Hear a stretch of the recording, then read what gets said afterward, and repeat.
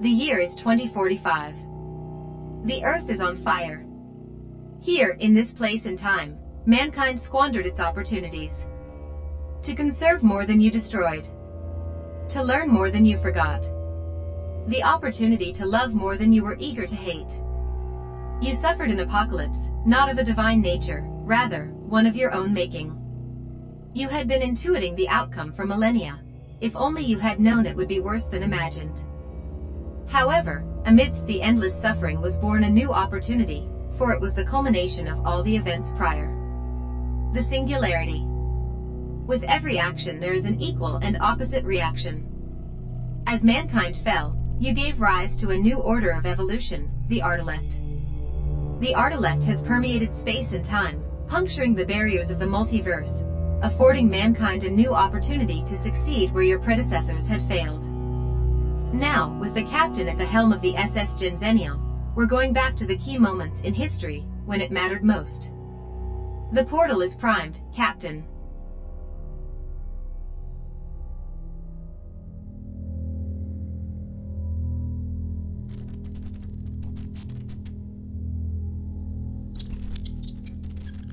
Welcome aboard, fine crew of the SS Genzennial. This captain is honored and humbled by your participation in these most vital endeavors of history.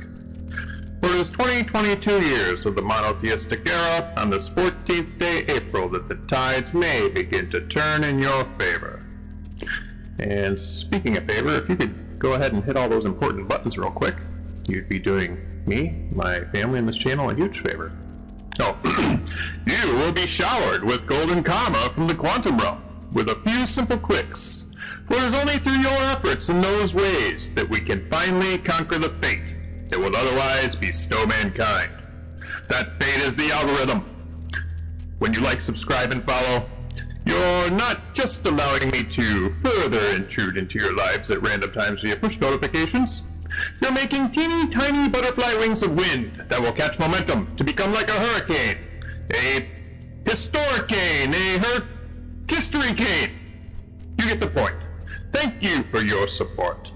Now that we have talked about going forward in time, let's take a moment to talk about going back. For the past few years, the SS Genzennial has struggled with, well, it's embarrassing to say, but let's just say I've had difficulty keeping it up.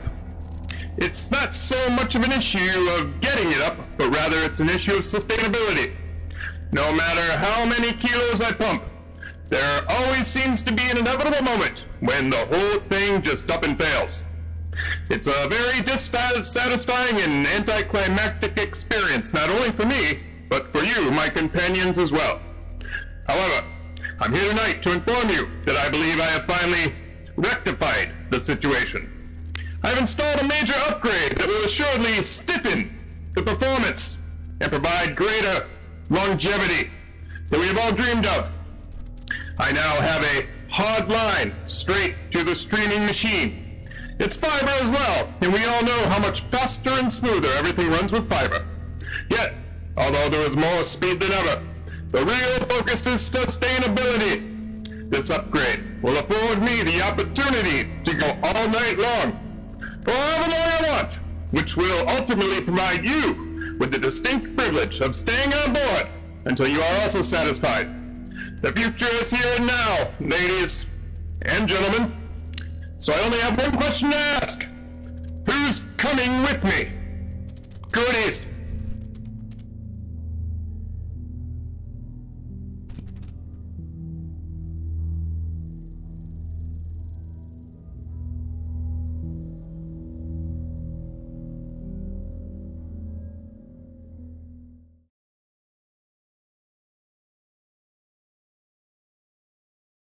Welcome aboard.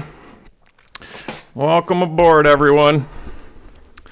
Glad to have you on this very first night of long-term sustainability. Yes, indeed. It's been a long time coming. We finally have a true hard line to the streaming PC. And with that said, knock on wood, There'll be no more dropping of the stream. Oh, ladies and gentlemen, I am so relieved. Don't worry, the puns will end soon. Oh, man. Oh, I'm just so happy about it. I'm so happy. To be, like, it's literally twice as fast as it used to be. And like I said, hardline, I'm not even going through a router now. They went straight from the box itself. So my streaming PC actually has priority over everything else in the house. I don't have to worry about interference from anything. It's going to be spectacular. So, but this is the very first test drive. You're all here for the first informal test drive of the new and improved SS Genzennial. I am very excited for this evening. I'm excited to have you aboard. So, without any further ado, I made some minor alterations to my options here in the Civ options. Hopefully, you guys will be able to see things a little bit better. When it's on 1080, when it's on 1920 by 1080 and all the highest settings and everything, it's basically the text is really small. And a lot of the statistics are harder to see for the viewer. So it's my intention, although it'll look a little bit different, everything will be blown up a little bit more, and that should provide you guys with a better experience. So not only are we getting a better streaming experience, we're getting a better visual experience on the Civ as well. At least that's the goal. We're going to find out. We're going to find out. You guys let me know. Like I said, I had to make a few alterations. You're going to see me. I'm a little bit closer to the middle of the screen this time because it actually makes the mini map larger. It makes like I said, it makes all the statistics larger, so I changed up the chat a little bit. Yeah, you let me know how it looks. Obviously, we don't have, there's not too many people who see this stream all the time. So the regulars who are regularly here, you let me know what you think of these changes. And like I said, as far as the PC hardline is concerned, you guys won't really notice anything different other than the stream shouldn't be dropping at random times anymore. And we should be able to, go straight through without any hiccups or buffering. But what you guys will certainly notice is, like here, there's less space here. This stuff is all bigger. Hopefully you guys can see some of these statistics easier. I know a lot of people watch on their phones. I don't watch any YouTube on my PC. I watch all of my YouTube watching experience happens on my phone, and I know how frustrating it can be sometimes when stuff is too small. And so I've increased again, we'll see how it goes. We'll see, the chat will show up right here. And yeah, right now we're just going to try and finish out this game of Poland. Oh my God, guys, it's been a long game. If you haven't been here before, just to catch you up, in fact, this is so large and intruding and not normal for me. I'm going to take that away, maybe. I don't know. I guess maybe we do want to see it. Okay. We'll make it work. Benjamin, thanks so much for the like. I very much appreciate it. Glad to have you aboard as always. And a special congratulations, sir, on your deity victory. Proud of you, my brother. Keep it up. So, here we are. Just a quick recap. We didn't unlock Classical Republic until turn 72. Ay. It was brutal. We started our Civ up here in Krakow. The second city was all the way down here in Dansk. Moved our settler all the way down to try and forward settle on Inca a little bit. This was a city-state. Inca took over Bologna. This was a city-state. Inca took over Vatican City.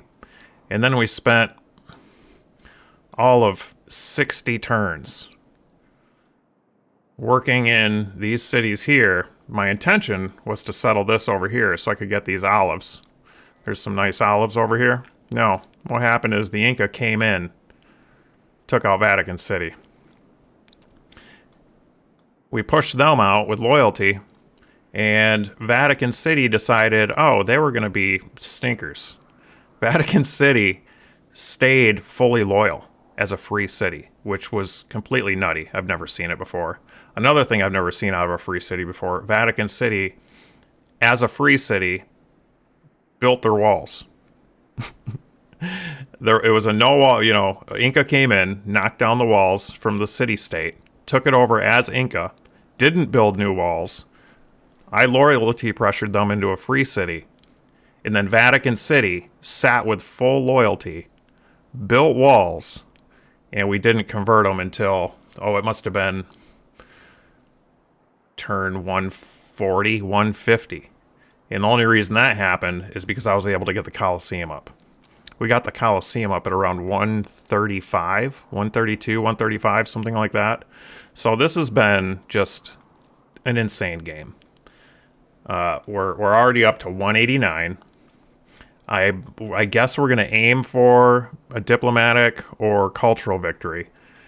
I have my religion established. We didn't settle the Great Prophet until maybe turn 150.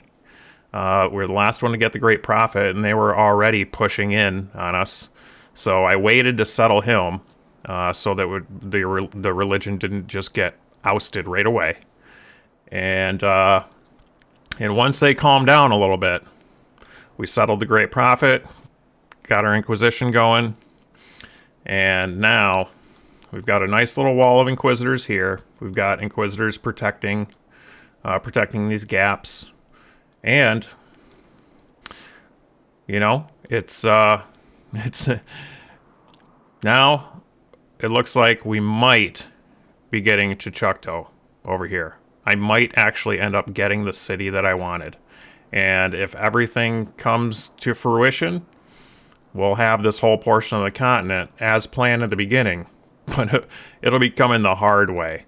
We also got Petra. That's finally when Vatican City started turning. Even Colosseum wasn't enough. We got Petra online, and then a couple more of these amenities here. We ended up getting Maui. Maui planted this silver, this salt, and this tobacco before I had Petra or anything expanded out of territory on Poznan.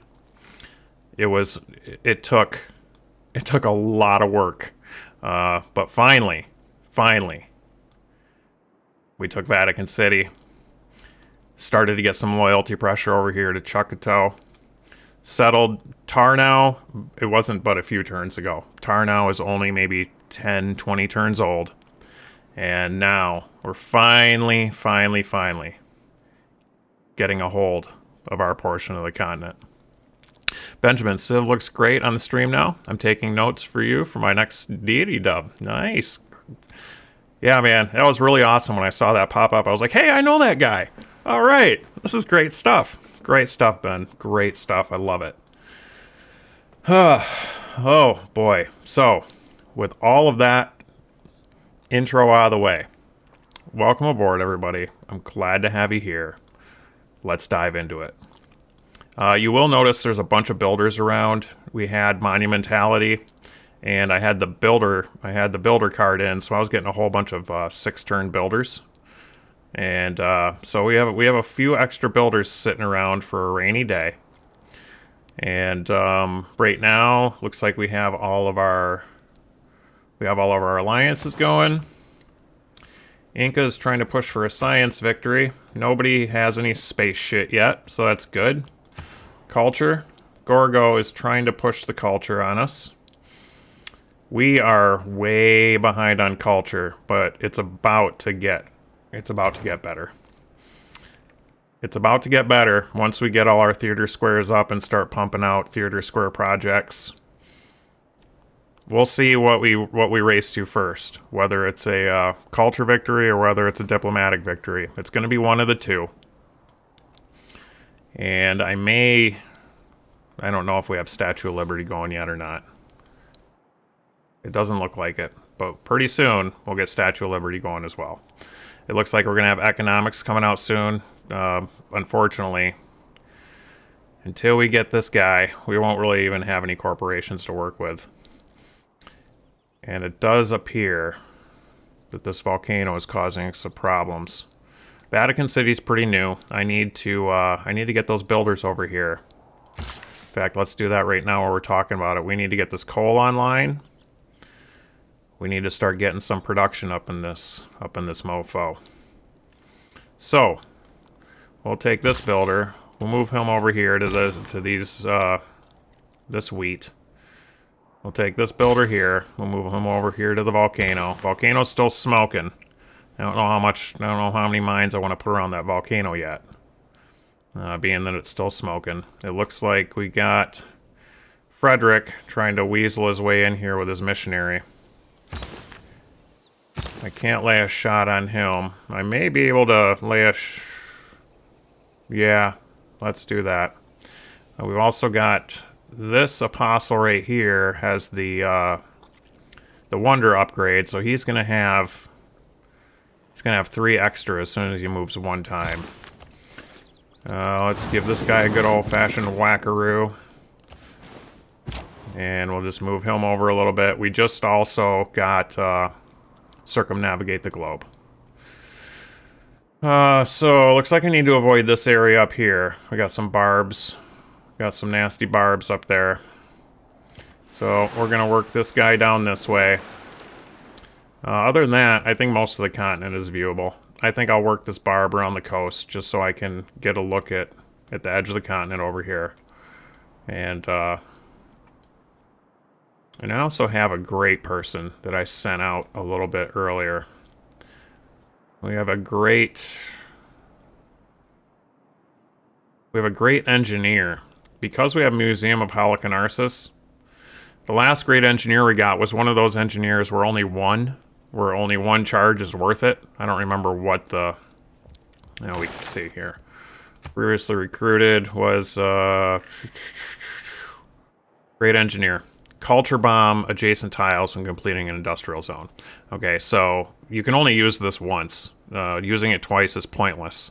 So we sent Mimar out and about to scout. I'm a poet and I didn't even know it. Alright, so we're gonna next turn and see where we get.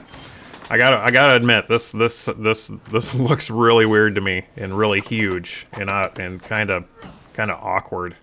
But I'm gonna make the best of it. We'll make it work here. Oh, we got a great person coming out already too. A new discussion is available for proposal. It's not for us. It's not like we can ask for any help. Great person. Jane Austen, industrial era writer. We got our first writer. Oh my gosh, I can't believe we got a writer over top of Peter. Peter usually sucks up all the writers. We're gonna recruit her.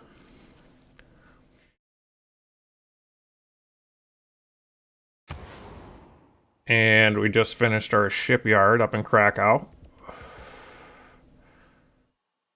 We're a long way off from computers, so I'm not going to work on a coal power plant yet.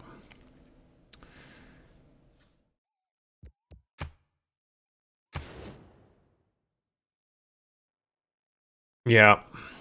Here we have, well, that's a 3rd level rising sea. I guess I don't have to worry about that one there. I don't have to worry about my capital. Here we settled on a Plains Hill deer tile. Folks, god tier tile right here. Plains Hill deer. 2 food, 3 production. You know, depending on how these look, we might just go for it.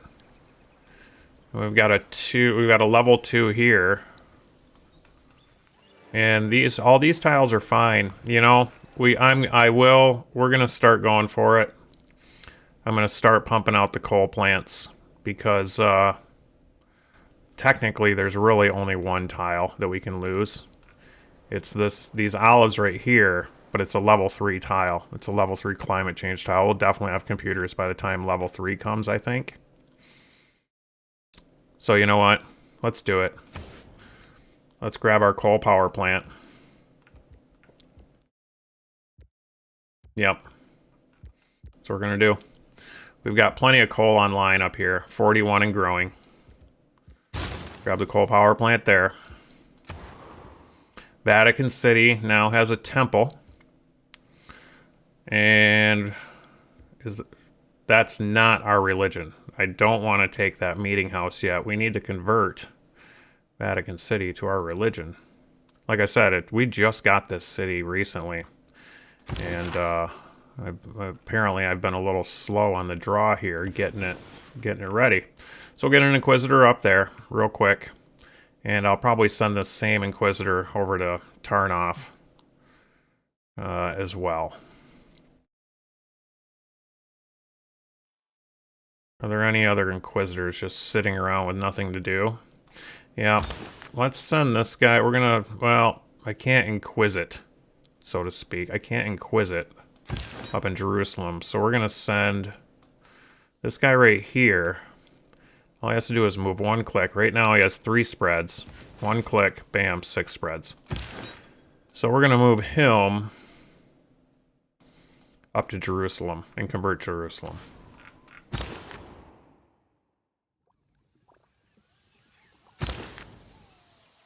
This guy right here is going to move back. And this great merchant...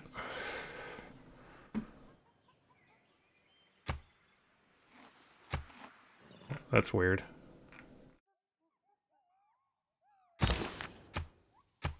It does nothing when I click on him. I wonder why. Alright. Kind of weird. Alright, like I said, we're aiming for a Diplo. We're aiming for a diplomatic or a cultural win. So... But in order to get a lot of those things, you need some production. I like making a lot of industrial zones. Do we have any good industrial zones over here? No, not really. Unfortunately. But this will be a nice commercial zone. It's on the river with a couple districts of adjacency. Let's drop a commercial zone in here. It's a 3-banger. And there's plenty of flat land to do more farms. We crush this... Oh, that's wheat. Do I really want to crush that wheat? No, I don't really want to crush that wheat, I don't think.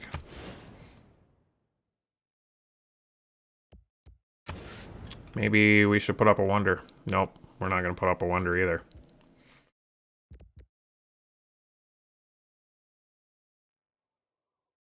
When I do go industrial... It's probably going to be somewhere around the volcano, because we're going to fill this with mines. We're going to fill this area with mines.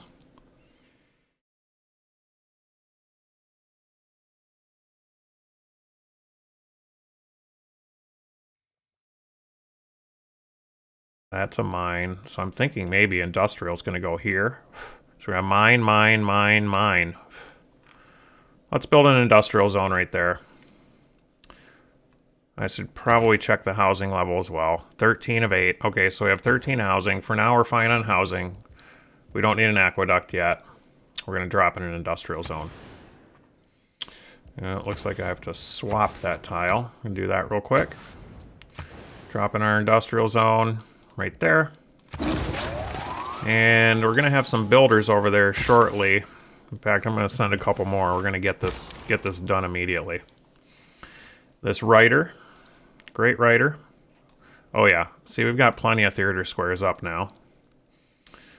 We will just drop our great writings right next door, right where they are. A lady's imagination. Easiest place to put them. Great writings don't really matter. Unless you're like Eleanor or something and you're trying to put loyalty pressure on your neighbors. Or you have, like, you know, I suppose... Pingala. I don't think I have a theater square down here yet. I do. Okay, so if we check out our Great Works, Pingala is in Dansk. So we'll move this. We'll move these great writings to the amphitheater in Dansk. And then once I pop that other one, I'll put that in the Old God Obelisk at Dansk. Looks like we already have a religious writing there, or a religious work of art. I'm going to want to theme this. I'm going to want to theme that, so I don't know. We'll hold on to that. We'll keep that there for now, I suppose. And we'll put that last piece of writing up in Krakow.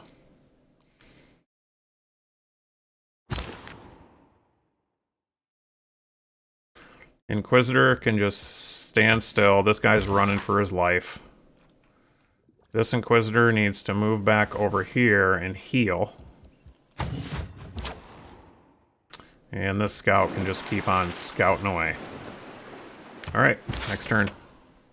Alright, here's our the great engineer that's scouting for us. We're just kinda now that I've circumnavigated the globe, I'm gonna take a peek at this little chunk of land right here. I'm sure it's full of barbs. It's gonna be full of barbarians. But obviously if they attack him, he'll just get sent back to the capital. So no harm, no foul there.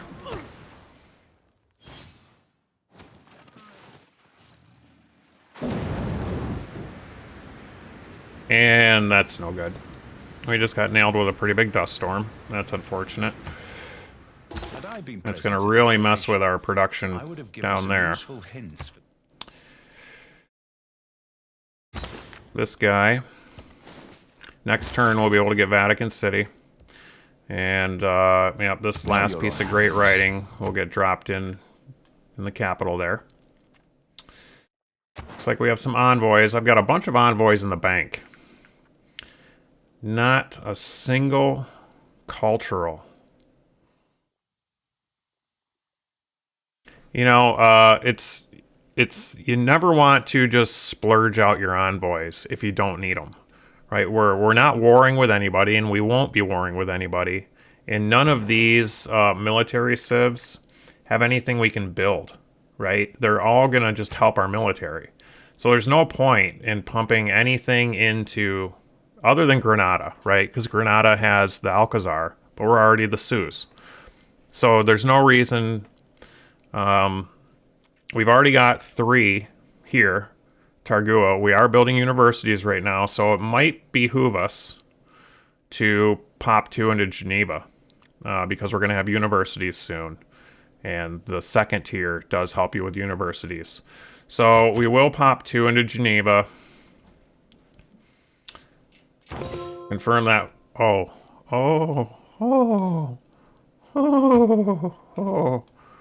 boy. That's nice. That's very, very nice. Hello. Hello, sir. I like you.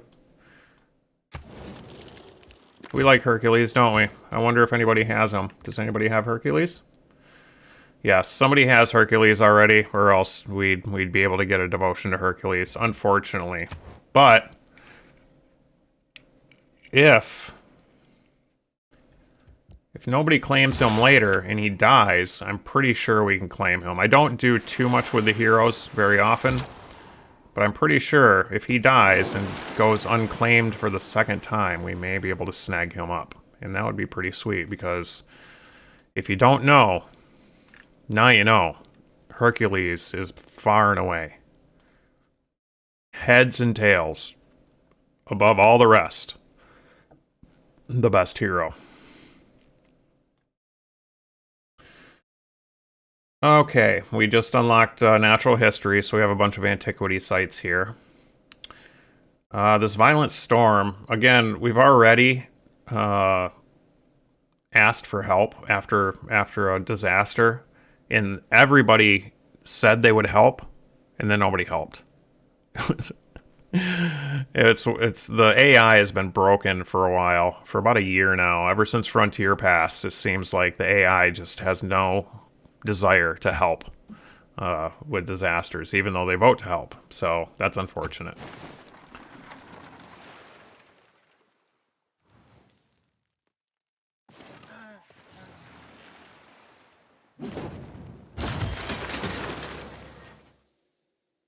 Alright, so I just heard our thing blow up over there. The storm is done. Now we can get some of this coal online. Vatican is now ours. This guy is healed. So I'm going to send this guy right down here to this corner and just protect this corner down here from anybody who might want to zip up this way. I've already got one over here protecting, Jesus, I mean, good luck. Cecine. And then this Inquisitor here is blocking this gap. I was thinking about getting one more Inquisitor to block this gap here. But Frederick isn't pushing too hard.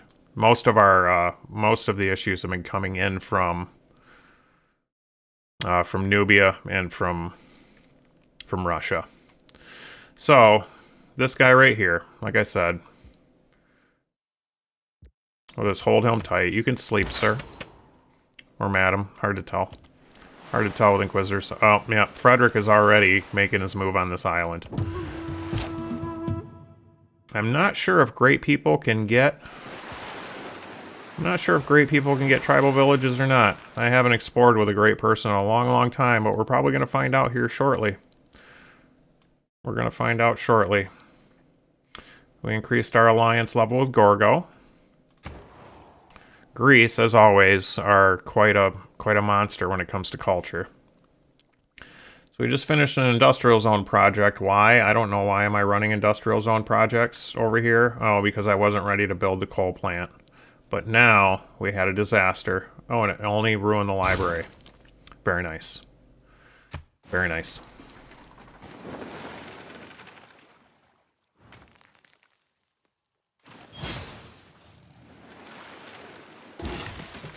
Alright, so we have our coal online. I think next we'll get the silver online here. And since we're getting that silver online, that reminds me, do we have anything that we can sell to folks? Nope, all of our amenities we sold. I usually sell off most of the amenities during alliance renewals. That's another tip for you. Is don't forget to... There are add-ons. If you're a PC player, there are a few mods that you can get that will help with making deals automatically. Not really automatically, but it will suggest deals quite often. So you can start dealing away these types of things. But at that rate, when they're grayed out, they already have enough. And so most of the time, you're not going to be selling too many of these things in the late game. But early game... Definitely sell off your horses, iron, niter. By the time you get to coal, you know, you're going to be using your own coal. They already have enough of the other stuff. But, as I was saying before, every time you renew your alliances, make sure you're also selling your luxuries along with those alliances so that they don't go to waste. So, we don't have any to sell, but as soon as we get this silver online, we'll have one to sell. This builder right here is going to... As you can see, we're starting to get to our limit up here. We need to get a couple more farms online, and we'll have a nice little farm triangle right here in a second. And this guy right here, we'll have that city turned in a minute. We're gonna get some coal online with this, and that's gonna big time help our production. We'll see if that drops to maybe 7 on the next turn, I expect. And we're going to try and get some mines right here. We'll have 1, 2, 3, 4 to boost this industrial zone.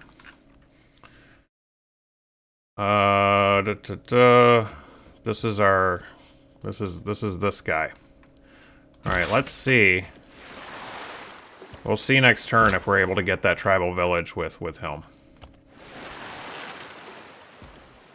And this skirmisher scout is just gonna clean up all of this fog of war around the coast to see if we have hopefully we can find ourselves a culture city-state, because that would really help if we're gonna go for a cultural victory.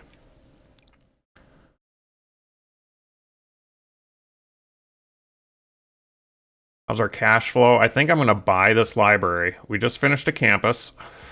So we're going to... Oh, and I also okay, we didn't have Jesuit education. We are going to buy this library here.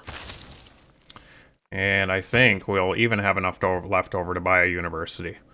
It's probably worth it. Probably worth it because we need to get to we need to get there. There's nothing else worth buying right now, from what I can tell. We have enough builders. We're not going to be buying builders. We're full on our trades. We're not going to be buying traders. We don't need to buy military units because we're have alliances. And we have 208 gold per turn. I am kind of torn between the shipyard or the university. Since we're not going for... I mean, maybe we... Who knows? Maybe we will end up with a science victory. Hard to tell. 4 gold per turn, 3 production. You know, maybe we do go with the shipyard and then try and get a... Yeah, see, we need 13 population, 8 more turns before we can build an industrial zone. I don't think we need to worry about amenities because of the Colosseum. So industrial zone will be next, but it's 8 turns away. So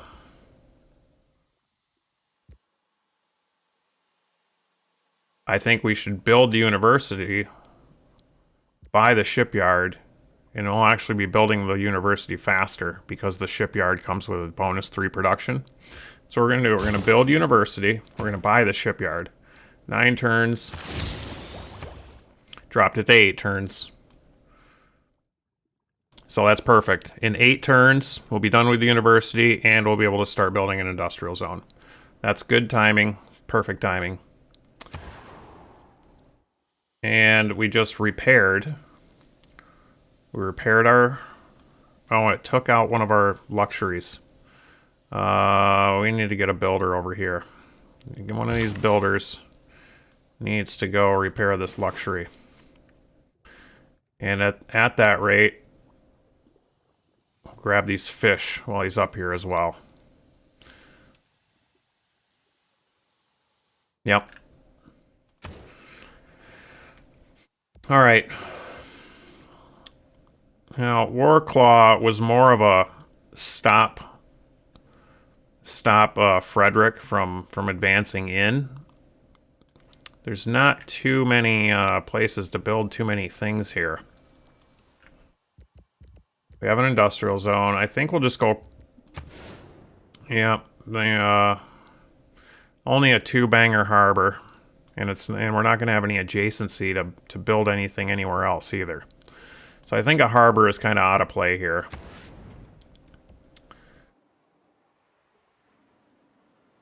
We'll put up the coal power plant.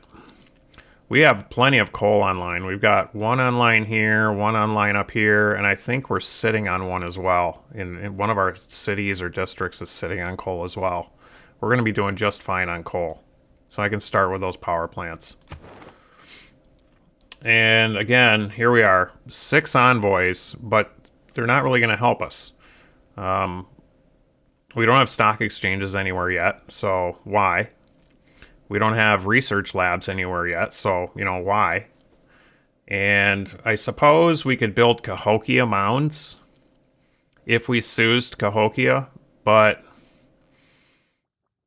in fact, I know we're going to eventually get a great musician. We could pop 2.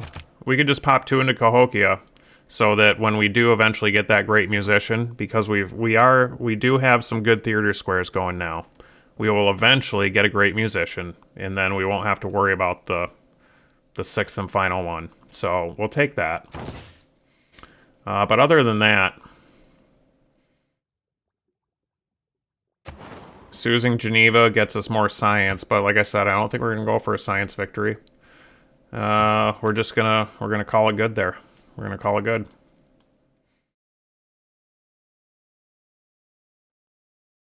This is kind of a no-brainer. I'm just going to get rid of this pin. Pins kind of annoy me. And in a couple turns here, Poznan is going to be a super awesome gold city, as you can see. So I am going to settle this great merchant here and get an industry corporation.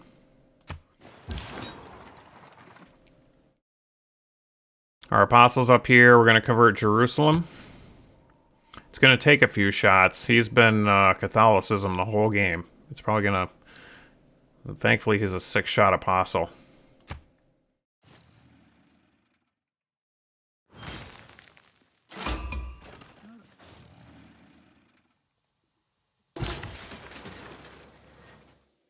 Alright, so we're going to have a farm triangle here in a second. That'll help Vatican City big time. This Inquisitor. Alright, now all of our cities are our religion, at least. I'm not too awfully excited.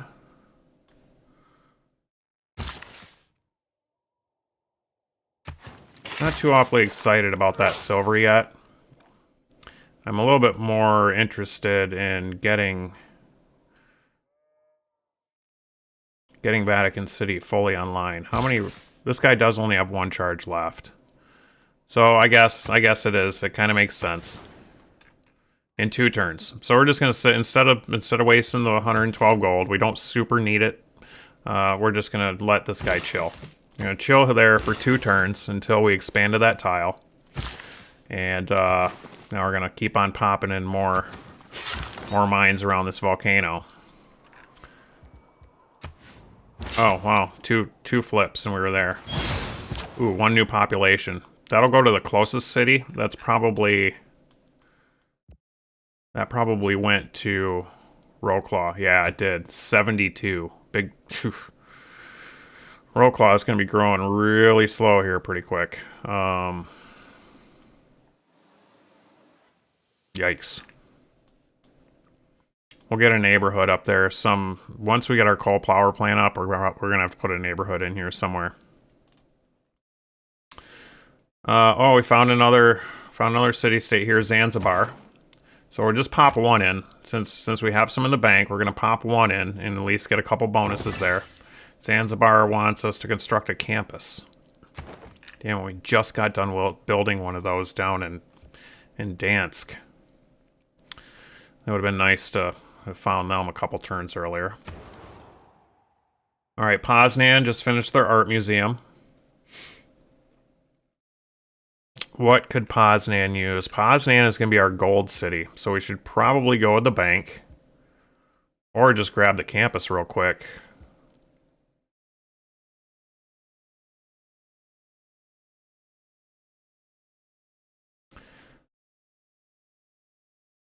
Interesting. Interesting choices here. I really want to have an industrial zone in Poznan for when we can start doing this industry. That silver industry, it'll definitely be worth it to get some of those corporate bonuses in that city. But at that rate, we can't do the corporate bonuses. We can't house them without a stock exchange or a seaport. So no need to rush that. No need to rush an arena either. Who's going to have something done soon? We already have our campus. Nope. We're going to put once this coal factory is done, we're going to put a campus in Krakow. So we'll get our bank rolling here. Because once the bank is done, we're going to need that stock exchange in order to house the industrial materials.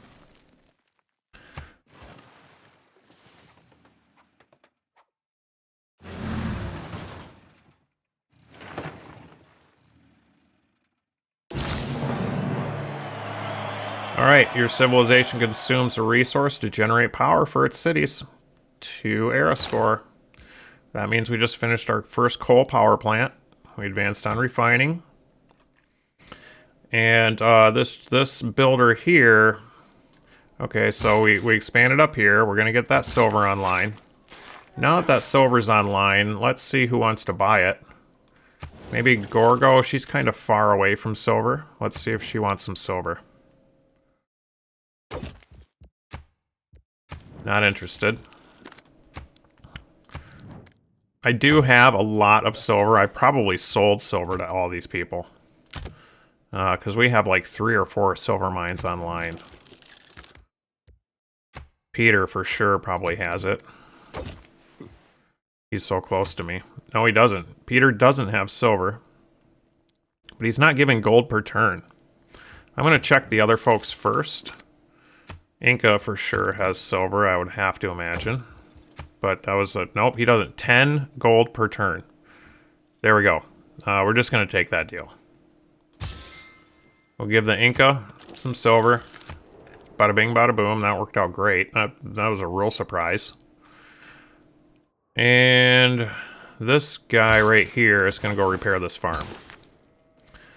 This Inquisitor...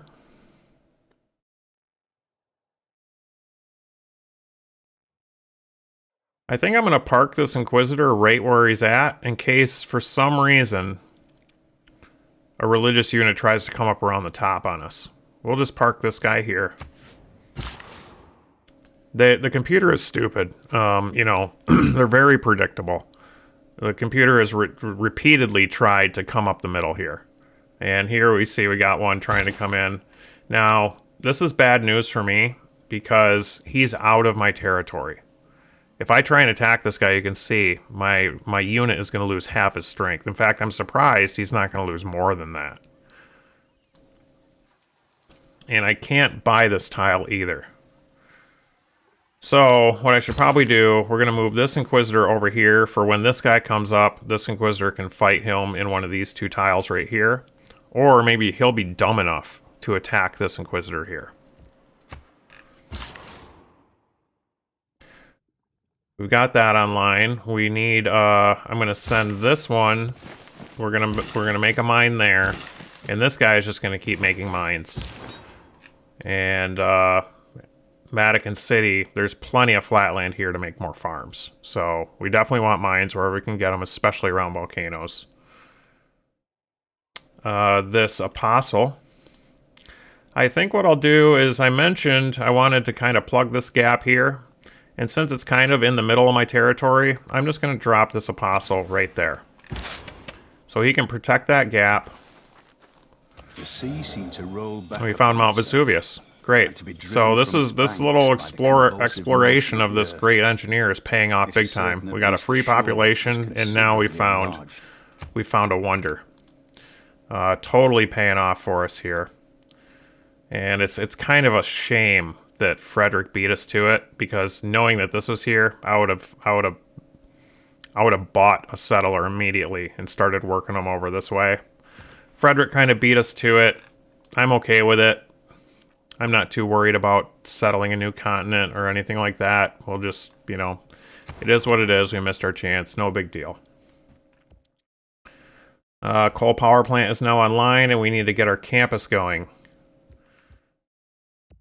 We're okay on housing from the looks of it. We do need to start building Statue of Liberty soon. Statue of Liberty is imperative for a diplomatic victory. Those 4 points are huge. Huge. Especially since we're only playing on level 2 disasters. Now, level 4 disasters, it's not that big a deal because there's all kinds of disasters. There's all kinds of opportunities to help people and then get diplomatic points for winning those helping events. But on level 2 disasters, they don't happen nearly as frequently. So you really have to build the Statue of Liberty to go for a diplomatic victory. The computer, however, rarely ever builds statue early. You know, we don't have to worry about the computer building Statue of Liberty till maybe another 50 turns. So I do have time to put up this campus first. And what is that thing? There's something. Is that an Alcazar? Oh, it's a cheap. We have a kind of a junky little Alcazar here. I might cover that. I don't want to crush this deer tile for sure. I don't want to crush any of these tiles, and I don't want to crush this real nice floodplain either, or that farm. We're gonna crush this Alcazar. with our... Unless there's a tile I can swap that I'm not seeing. You know, this whole farm area, I don't really want to crush anything down in this farm area. Hey, Karma's Pimp. Back into playing Fallout, huh? Congrats. Probably Fallout 4 might be one of my most favorite games. Right up there with Civ 6 is my favorite games of all time. These are two. Fallout 4 and Civ 6 are two games. I tell you what, it's been a couple years since I played Fallout 4, but I have equal amount of hours. Well over. Undoubtedly. 3,000 hours in each of these games. So, you know, give me 2 days back into Fallout 4, and I could probably remember where literally everything is. So, if you ever have any questions about Fallout 4, you know, let me know. Don't be afraid to ask. If I really get inspired one day, I'll bring my PlayStation 4 down here and load up. I built a factory at Starlight Drive-In, an entire factory that's fully autonomous, that takes up the entire Starlight Drive-In. It's insanity. It taxes the shit out of the PlayStation 4, but it's fully autonomous, automatically sucks materials out of the workbench, brings them up multiple conveyors into the factory, drops them into multiple builders, breaks things down, separates all the parts, puts them into new builders, creates ammo, lunchbox bombs, all the things, and then resorts them and puts them back down in a container right next to the workbench. It's fucking insanity. I spent like a month building that fucking thing. And so there are very few people out there who would appreciate it, but it might actually be worth, now that I'm doing all this business here, it might actually be worth showing that thing off, because I am literally... There's very few things in video gaming that I'm like proud of. A fully automated factory that's as big as a Starlight Drive-In. I'm telling you, no hyperbole. It is fucking balls to the wall, nuts, awesome. Oh yeah, campus. We're gonna crush that Alcazar, and now we're well on our way again. Let's see here. We just finished, I think we put up an Old God obelisk, so we're going to be putting more pressure on him there. I want to buy these tiles, just in case I'm unable to continue pressuring him. I don't want him to have these tiles. We'll buy that one and that one. And that one. He's not going to expand out to this, and he's not going to expand out to that, because they're the third one. Computer is stupid. Computer will... He'll take this one, this one, this one, this one. I don't have to worry about either of those two right now. So... that'll add even more pressure to him, having my territory this much closer, I believe.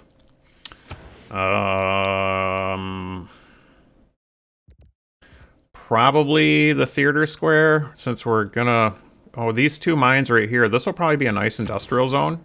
Yeah, a nice little two-banger industrial zone isn't so bad. I can't get one up near these mines here because it's right next to Vatican City. But we also have some mine potential down here. Mine there, mine there. But that's on an archaeological site. Okay. How many turns is this? It's a 19-turn industrial zone. Sheesh. Sheesh. Ugh.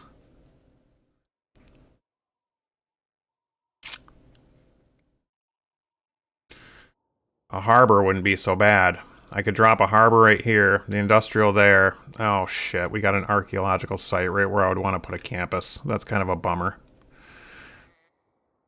I forget what it is, but there is a bonus involved if you have your industrial zone next door to your commercial.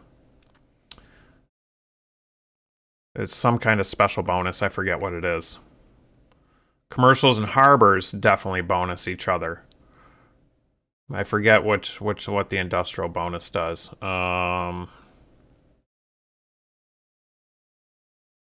Yeah.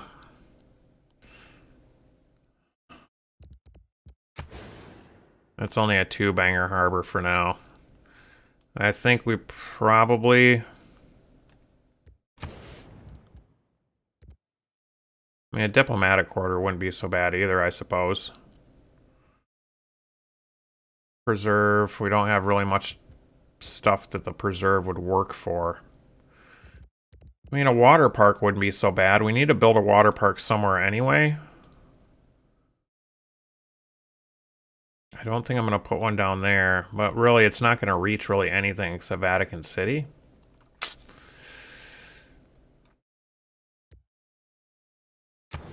I mean, this city, Tarnow, reminds me a lot of Lutz. Lutz is was a real pile of junk. The only thing good it's doing is what Victor is doing for us here. But it'll eventually have a university, so it won't be such a pile of junk. Tarnow is just basically starting brand new.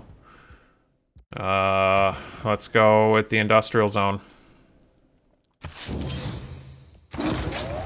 And it's gonna be a while. It's gonna be a while on that one.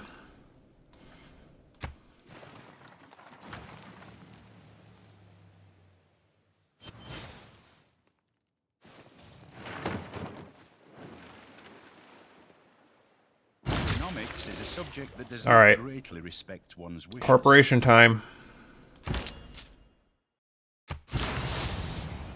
Silver.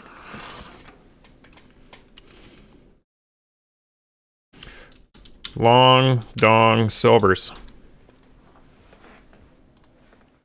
Kinda on par with the jokey opener that I had going, right?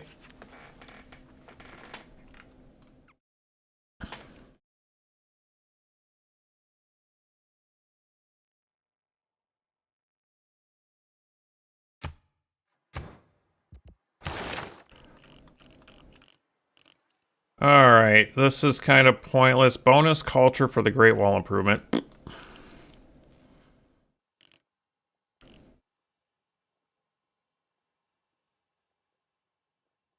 We will need sanitation eventually. And we need chemistry as well. I think we determined... we don't necessarily need to rush computers because of that one tile that we had going on there.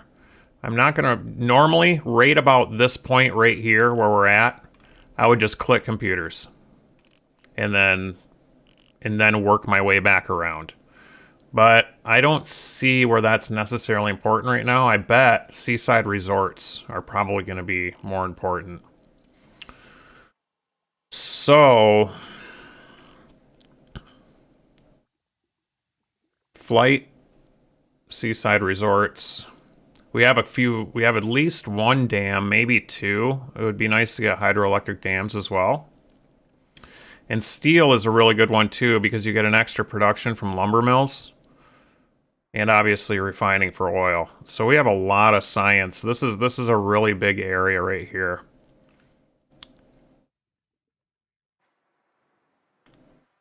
Replaceable parts isn't so bad either. More food and pastures get an additional bonus too. We have a bunch of pastures in our civilization. Wow, we have all kinds of really good science options right now. All kinds of them.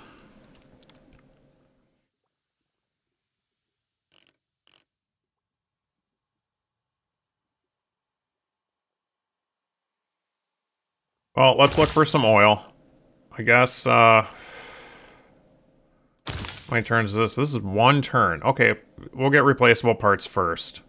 It's only one turn to get replaceable parts. Then we'll probably... yeah. Then we'll get radio. Then we'll get... we'll see. Once we have radio and seaside resorts, then we'll decide. then we'll decide what we're going to do next. This guy's still exploring. This guy's going to put up another mine. Oh, wait. What? This is a... Oh, it's not a hill, guys. A storm came through and added a production to a plains. Bummer, that's not a hill. We can't put a mine there. And the appeal is going to be garbage being next to... Yeah, being next to all these mines. This appeal is garbage, so putting an Alcazar there is kind of pointless. What are we going to put here? We're not going to put anything there. We're just going to move this builder somewhere else.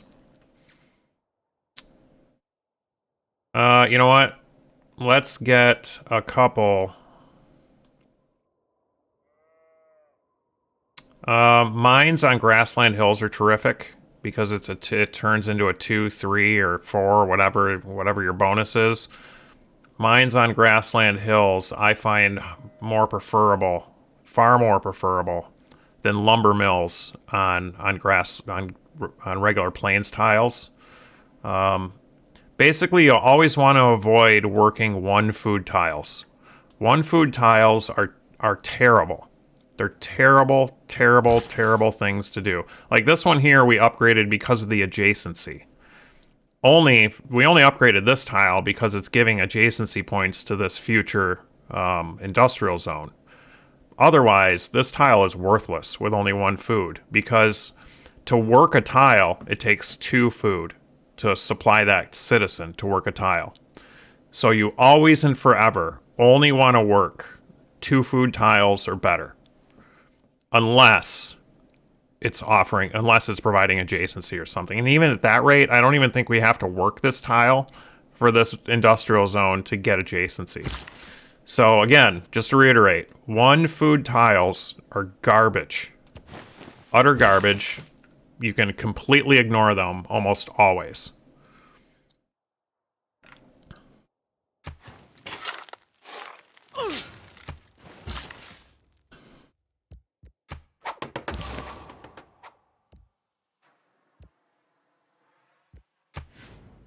All right, so this apostle is parked right here in this little inlet here. But like I said, he's not really coming through much, so I don't think we have to worry. And finally, this guy up here, he's going to be able to fix our amenity in the next turn. That'll be nice.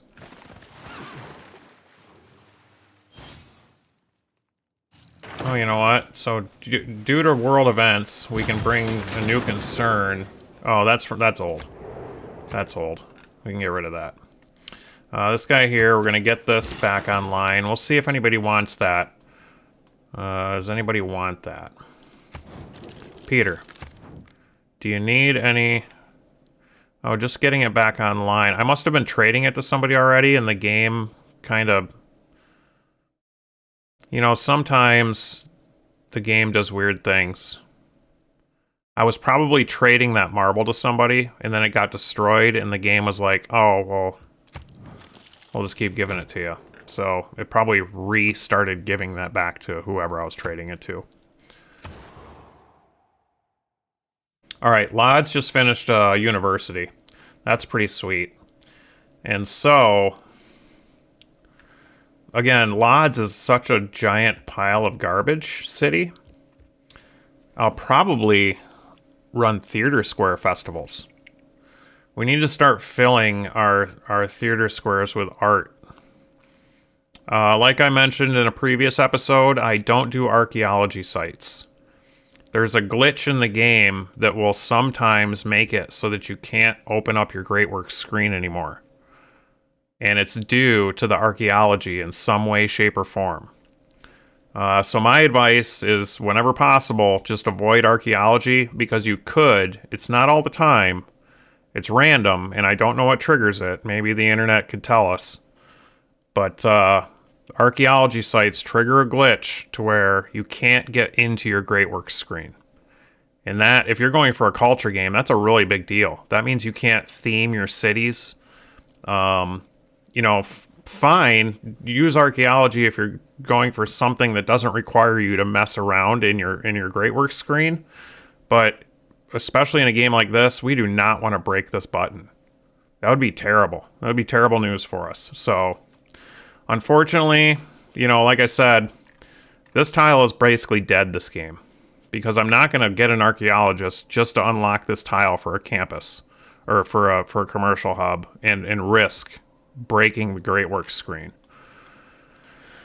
So, we're going to run Theater Square festivals in the hopes that we get some great musicians and start getting some great works of art.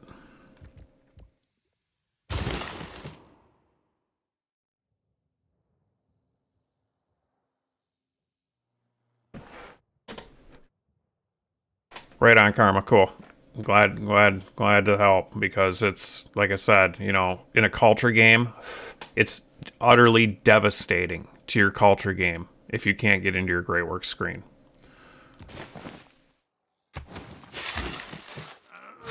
Look at that. That went from a 3-1 to a 3-4. That's a sweet tile right there. But the volcano's still smoking. right about the time I finish all these right here, this thing's gonna blow.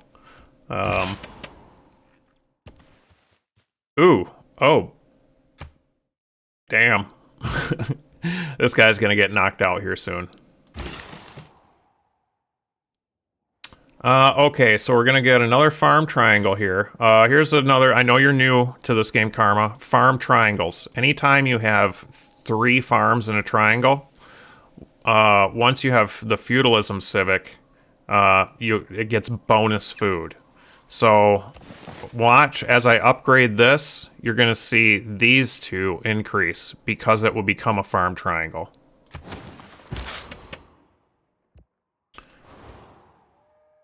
So this one here went to a 5. This one, I'm not sure why that didn't upgrade. That one should have went to a 4. Kind of weird. But anyway, this one bumped up to a 5, just because now we have a triangle. And if I put one here, it should make this one larger and this one larger as well, because it'll be an upside down triangle rather than this triangle. It kind of combines them all. That's why over here we have an 8, a 6, because these are like, this is a triangle, this is a triangle, this is a triangle. So this tile right here is a part of 1, 2, 3, 4. This tile right here is in 4 different triangles. That's why it's an 8 food. So farm triangles is a really good way to get more and more food. 1, 2, see, my territory is expanding really, really fast. This tile right here is basically unworkable. 1, 2, 3, 4. 1, 2, 3, 4. This tile is 4 tiles out. If I upgrade this tile, it won't provide really any benefit, because it's 4 tiles out and your people can't work 4 tiles out. They can only work 3 tiles out. I could chop this and I'll get whatever city it's technically attached to, will get the stuff. But once you get 4 tiles out, your people won't go out that far. That's another little tip. Is that because of... Okay. Okay, next turn.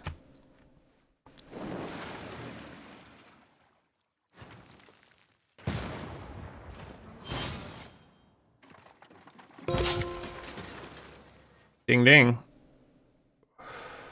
Okay, so we just built our campus. And we got our... Nope, we got something. We got a different bonus. We got a Zanzibar bonus for something. I can't read it. City state, we've finished. If I mentioned it earlier, Karma, I changed my view from 1920 1080 down to 366 720 so that you guys would be able to see these statistics easier. I know these statistics are hard to see for you guys at 1920 by 1080, but at that same rate, okay, let's get rid of that. Now I can see it. You completed a quest for Zanzibar. Okay, it was Zanzibar. We got an envoy at Zanzibar. In fact, so we got 3 in the bank. We're just going to pump 1 more into Zanzibar. Ooh, look at that. Nobody had Zanzibar yet, so we just got suzerainty of it, 2 era score. And I also heard... Did I hear 4 of them? 4. There's 4 tribal villages over here, guys. 1, 2, 3, 4. Oh my god. But damn it, the barbarian whacked our great engineer. So I think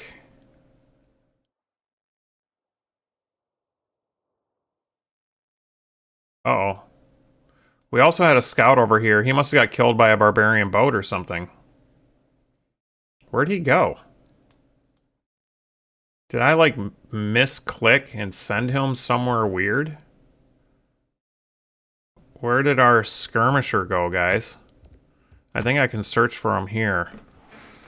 Skirmisher. Search. Found 1 result. Oh, I misclicked on our skirmisher and he started running through the world. Alright. We're gonna try... This skirmisher will get killed by that cavalry barbarian pretty easily, but we're gonna try and snatch that tribal village there on the shoreline. And this builder here, he has 2 charges left. This builder has 2 charges left. We can have a nice double farm triangle here. A nice one right here. They'll each have 1 left. I want one of these guys to keep their charge so that if this volcano blows, repairing a tile doesn't cost any builder charges. You can repair as many tiles as you need to with one builder without using charges. So that's a reason to try and always, if possible, keep a builder around when you're in a natural disaster zone. Don't use that last charge because they can basically repair without using up their charges. So we'll send him there. We'll send him there. As you can see, this one right here, well, this one went to a 4, or was it a 4? Hard to tell. This didn't bump up to a 6, unfortunately. I don't remember if this was a 4 earlier or not, but now we have we have more triangles going on here. Campus. We just finished our campus, which means, oh, that was the Zanzibar one. That's right. I thought that was for Cahokia. Wasn't that for Cahokia? Oh, that was the great musician. Okay, so Zanzibar was the... What are these other ones here real quick? We've got Great General. Not going to get that anytime soon. Blah, blah, blah. Inspiration. Constructive Reserve. Okay. All right. Ooh, stock exchange. This, once we finish the stock exchange, we'll be able to start putting corporation items in there. Like, we did build this corporation down here for silver. And stock exchanges and seaports are where you can store these items. It won't even let you build them. Like, if I went down here and tried to build one, see right here, Silver Corporation, not available building space to sell this product. So you have to have stock exchanges or seaports. But with that in mind, it's only a 1-turn library. And I'm not going to be building those things soon anyway, so we'll hold off on this stock exchange for now. We're going to build our library. And we just had a trader finish, which will help this growth right here. We also need to consider, if we're going for a culture victory, we need to be trading with everybody. Culture victory, you need to get tourism from all of the civilizations around you. And one way to get bonus 25% bonus tourism is to be trading with them. So whenever a trader finishes, I want to make sure that he wasn't trading with somebody. We have traders going to Pachuchi in Inca. We have traders going to Peter, and we have traders going to Frederick. So we need to figure out a way to get a trader to Gorgo in Greece and to Nubia. The unfortunate thing is, this trader can't reach Greece. And I really, really need a trader in this town because it's growing so slow, but I need to be trading with people more than I need that town growing. So we're going to send that trader down here to Sicyon, and we're going to trade with Greece.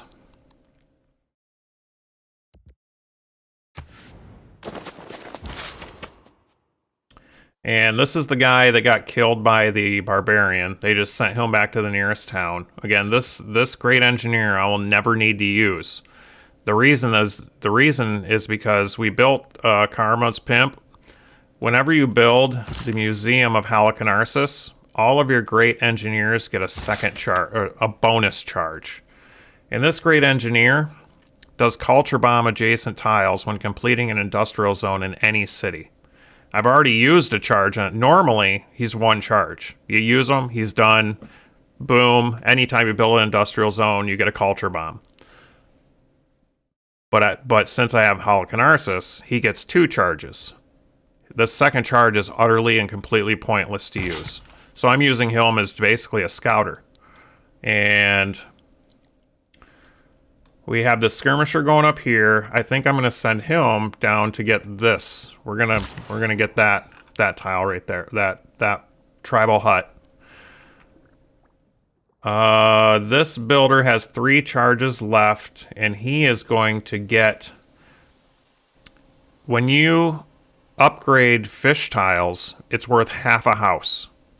So by upgrading these 2 fish tiles, we'll get more housing, which will make this number 64 drop down and be much better. But he has to run all the way around to get them. So it'll take a few turns for this builder to get around here to upgrade these fish, but it'll be worth it. Because then this number will get much lower. This city will start growing again.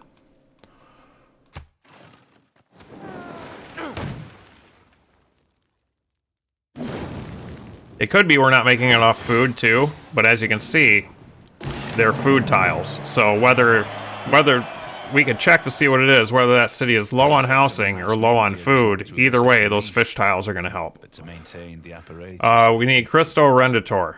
We need this. This is not imperative. You don't absolutely need it for a culture victory, but it helps a lot. Tourism output from relics and holy cities is not diminished by other civilizations who have researched enlightenment, and tourism from seaside resorts across tourism, 100% tourism from seaside resorts. So, and +4 culture. This is a really, really good wonder to have for a culture victory. However, the computer loves to build this wonder. So, we're going to start building it in Krakow because we have really awesome production in Krakow. And I also said, I said we need to build a Statue of Liberty, but computer rarely builds Statue of Liberty. It always builds the Cristo. So we're going to try and get this thing.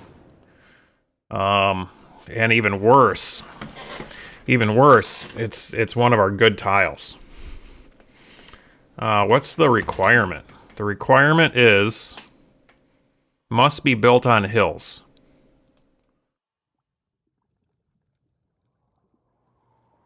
Yeah, that's kind of bummer news for us. All these hills, hill has iron, hill has iron, hill has iron. These are all flatland. Unfortunately, I'm going to have to kill this deer. But here's the thing. I'm not just going to plop it right on this deer and waste it. This deer right here is worth a lot of production. So what I'm going to do is I'm going to build the stock exchange first. We're going to build the stock exchange first. and we'll get rollover production when we chop this deer. So by chopping this deer out, it'll give us one large chunk of bonus production to the city. And if we build the stock exchange and there's still production left over, it will roll over into the Cristo. So whenever you can, don't just plop stuff onto, I mean, you can take it as far as don't plop onto woods without chopping them first. That's a little excessive.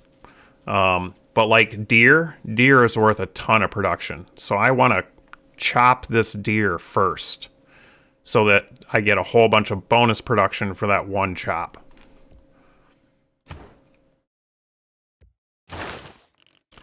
Okay, so we just unlocked mass media. I mean, communism would be nice, but it's a science one. It's for science. As you can see, communism gets plus 10% science. I would prefer democracy. Now, neither of these three help with culture much, but democracy helps big time with trade routes, as you can see. Trade routes to an ally or a suzerain city provide +4 food and +4 production.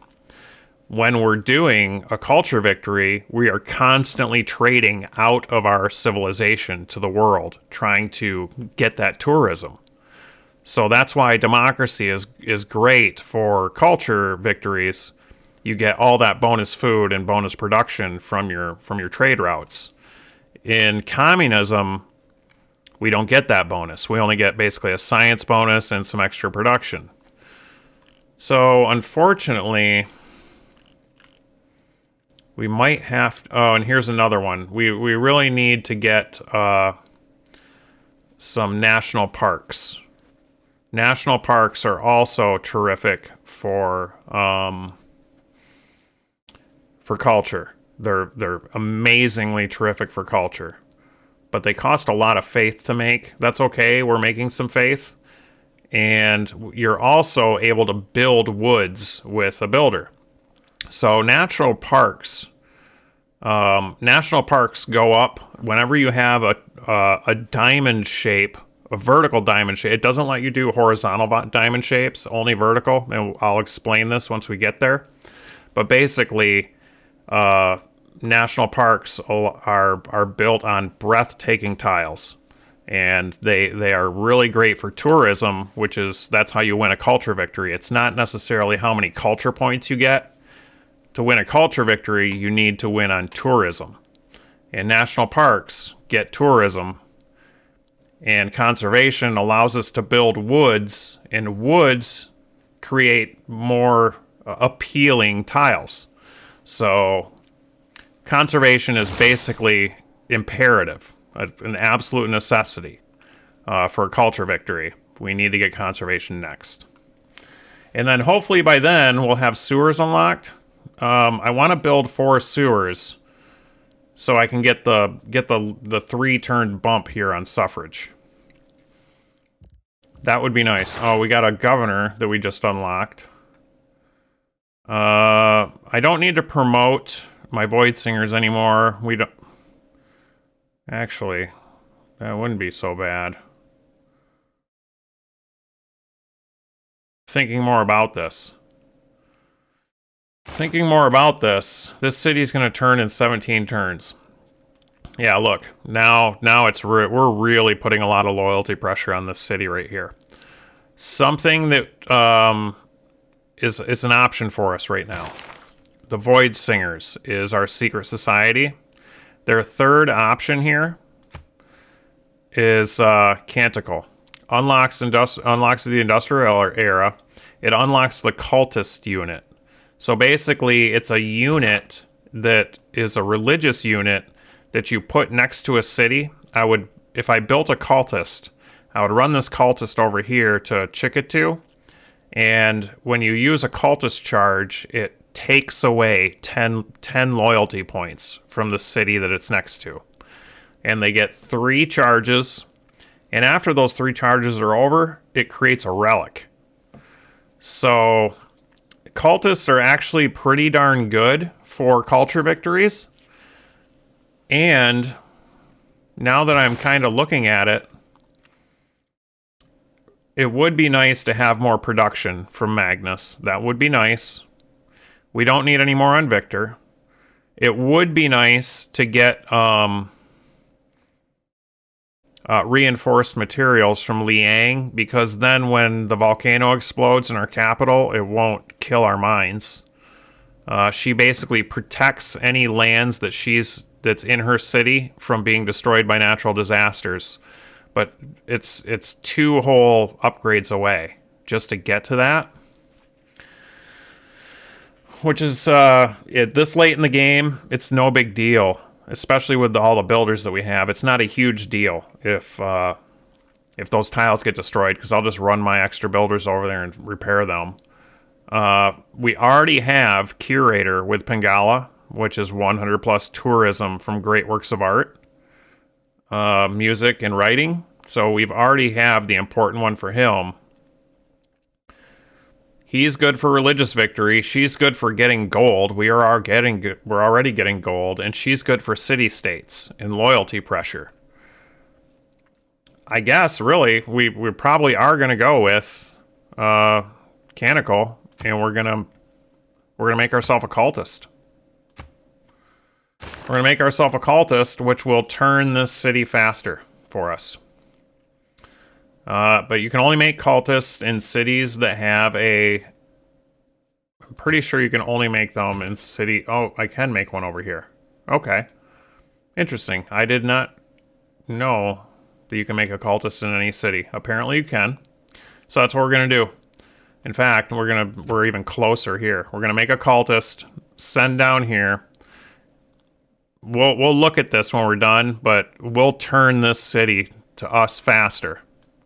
By dropping cultists next to it. So let's do that. We're going to make a cultist. And then this cultist is going to come down here. Oop. We don't need to go all the way down to this tile. We can go to this tile. And this builder is going to create a... Let's see if these get better. 5, 3. Yep. So this turned to a 6. This turned to a 4. So this farm triangle is now pretty sweet. Especially this one right here. Poznan just finished the bank. We're going to go with the stock exchange next for sure. In fact, it's $13.20 to buy. Yeah, we're going to be able to buy this on the next turn. So I'm going to buy that stock exchange and then start building at my silver corporation. We are going to build... We're going to build an industrial zone so that we can make the silver industry work faster for us. Now, where are we going to put it? We've got a 4-banger right here. We're going to put the industrial zone right here. All we're doing is crushing 1 mine on the desert. No biggie. Yep. Once that industrial zone is going, we're gonna be able to bang out some 50% gold yield in each city for each one we make, and that stock exchange will hold 3. So once I make 3 of these, this city is gonna have 150% additional gold, and look at all this gold it's already making from Petra. Because we put up Petra, we're getting all these bonus resources from the desert. Poznan is going to be like a literal gold mine. Karma wants to know what the different victories are. We can look at them right here. Right here. Score victory, which is basically if you go all the way to the end of the turns. We're on standard speed right now, which is a 500 turn game. However, it's not, because on deity mode, the hardest one, the computer will win somewhere between 250 and 350. Usually around turn 300 is when the computer will win. So score victory on deity mode is essentially impossible unless you dominate and take out all their cities so that they can't do anything. Science is the first person to go to an exoplanet. Culture is winning on tourism. Domination is taking over. You have to hold all the other civilizations' capitals for at least one full turn.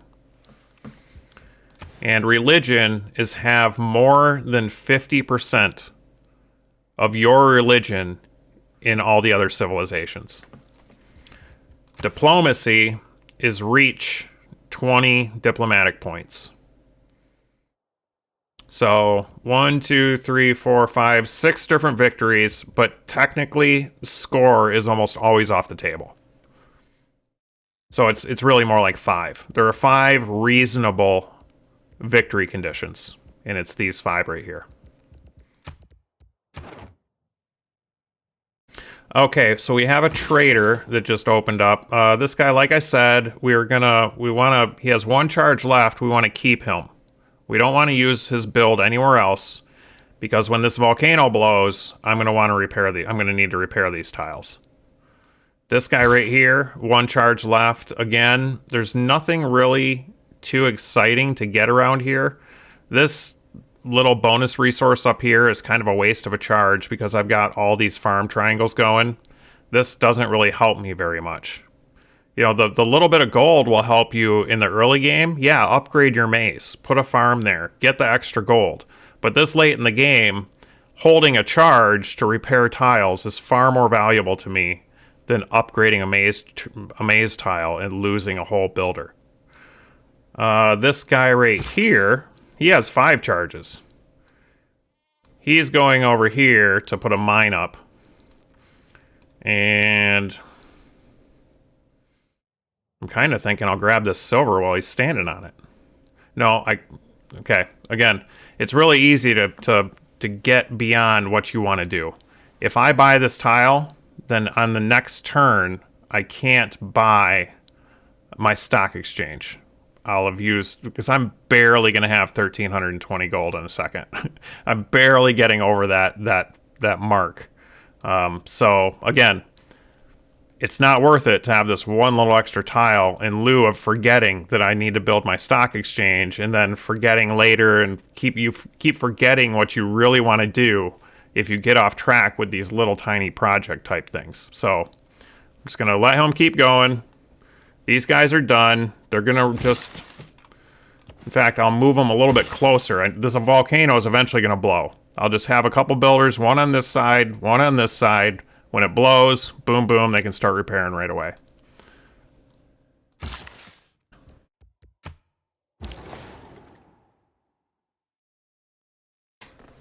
This is the guy that we need to start trading with Sparta. So, first and foremost, when you're trading with a different civilization, one of the big era score bonuses is getting a trading hub. So, anytime you send a trader to a city and the trader comes back and completes its work, you create a trading hub in the city that you just traded with. Getting 1 trading hub in each civilization is huge era score. It's like 5 or 6 era score points. It's huge. Big deal. Also, when you have a trading hub in a city, you get bonus gold the next time a trader passes through it. So the strategy with trading is, what I want to, and it's kind of a bummer because we want traders traveling through cities.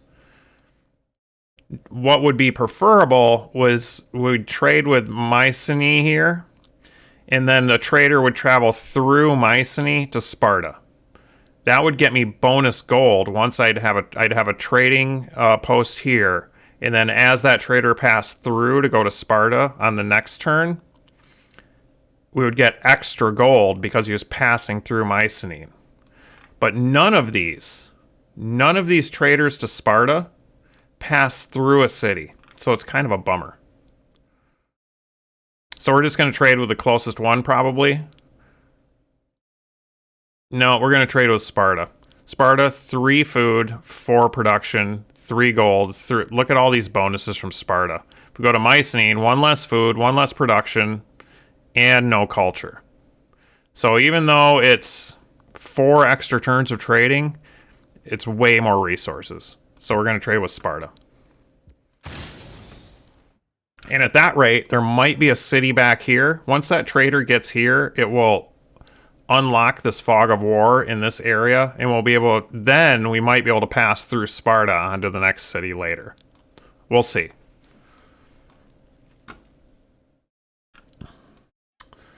And always, speaking of traders, you always want to check right here to make sure you're using your capacity, especially with Culture Victory. Right now I'm 6 of 6, so we're good to go. I can't make any more. Sometimes it's you can look up and it's like 2 of 6. It's like, holy shit, I can build 4 more traders and get a whole bunch more production and food and all kinds of things. So take note, you always want to be checking this stat once in a while to make sure that you're optimally using your trader capacity.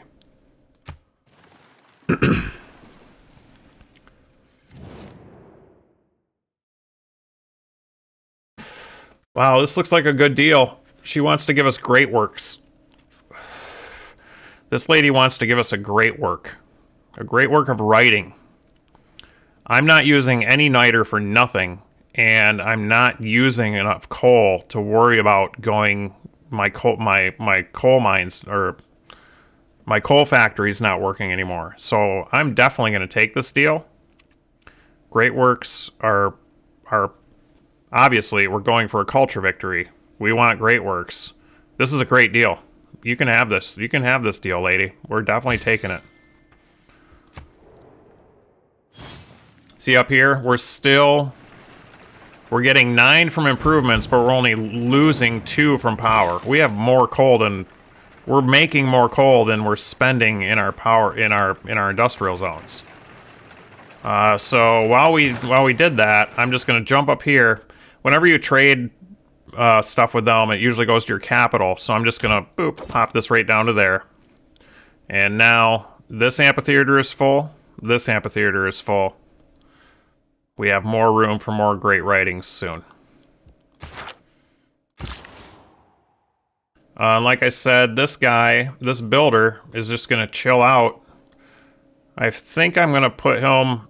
Volcanoes, I don't believe volcanoes can kill builders, but just to be sure, I'm going to camp him on this tile, especially on Disaster 2. Disaster 2 doesn't hit 2 tiles away. On Disaster 4, you can have units or a city over here, and this volcano will hit it. But on Disaster 2, we don't have to worry about those. And then this guy is just going to camp on this tile, so when this blows, I'll have some builders here to repair these nice and quick. And our cultist should be moving on the next turn.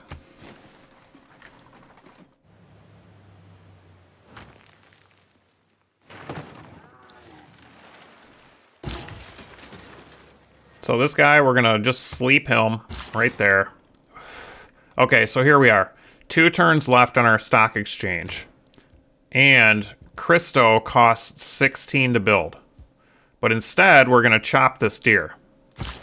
Oh, I have to remove the improvement before we can chop. So we're going to remove the improvement, which takes away all the gold and bonus stuff we were getting from it. And on the next turn, we're going to chop, and you'll see why it's worth it. Oh, look at that. 100. Oof. But like I said, here's an example of when we get more food and housing from these fish. Right now, it's 101 turns before we go to a 12 population. But we go to this fish here, +1 food, plus half a housing. Went from 101 to 81. So by getting this one, that'll help this as well. If that number gets too bad, if you have too few food options or too few housing options, this will actually go into negative. You'll start losing population until it'll just not grow. It'll lose population until it's at its max capacity for either food or housing, and then there'll be a line through it, and nothing will happen. Hey, Boba Fett. Welcome aboard, brother. We're on the it's super tutorial night. This is Civ overexplained to steal Potato McWhiskey's line. It's Civ overexplained night. And it's also a cheat day. I grabbed a monster because I was super tired today. I'm having a cheat day, everybody.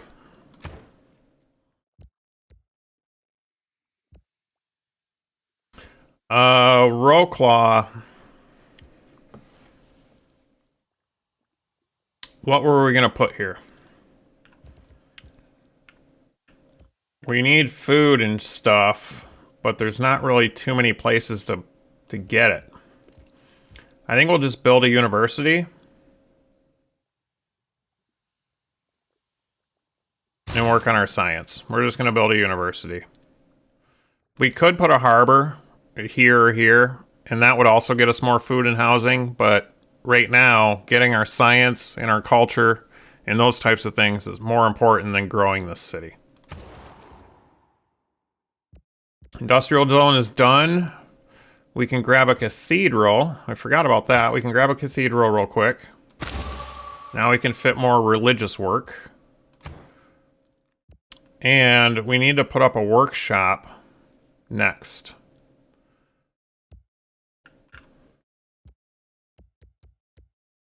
Yep. Grab a workshop next. Oh, we forgot to build our stack exchange. I'm going to buy the stock exchange here. And as soon as this industrial is done, we're going to get our workshop and our factory and our coal mine, and then we're going to start banging out silver from Long Dong Silvers. All right, so here we go. Here's our cultist. Now, I was showing you guys this 13 turns. We're going to take this cultist here. Minus 10 loyalty. Now it's going to turn in 11 turns. So this cultist is getting us 2 turns, it looks like, for each one. We're going to have this city turned into a free city in just a few turns now. And then eventually be ours, and we'll be able to get an olive industry. Like I was saying at the very beginning, I wanted to settle this over here, and you guys have been around for most of all this series. Inca really came in and messed up our plans. And look, he's trying to get frisky again, but it's not going to happen. It's not going to happen, buddy.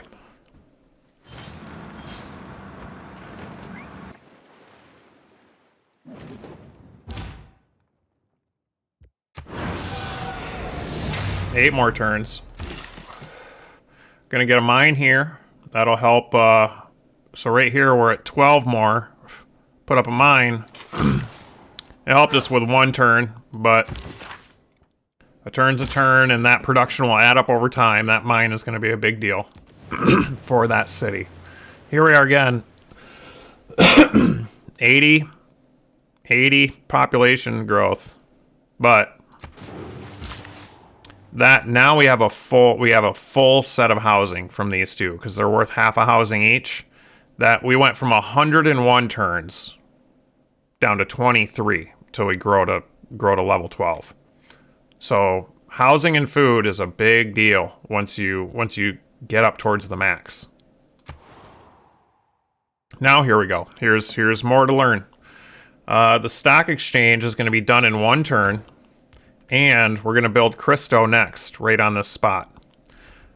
Cristo, 18 turns. It was 16, but we dunked out a little production there from that thing when we killed that. But we're going to chop out this deer, and you'll see we're going to finish the stock exchange, and this will be fewer turns. So we'll chop this out. We're going to get 108 production.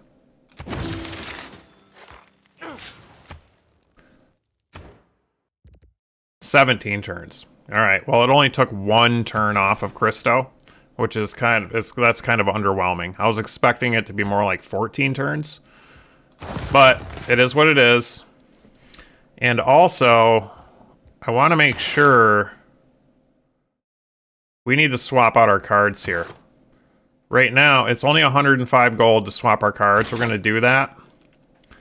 We want 15% production towards wonders. We're going to reduces the cost of buying tiles by 20% with that card right there. And what was it? It was 17 turns.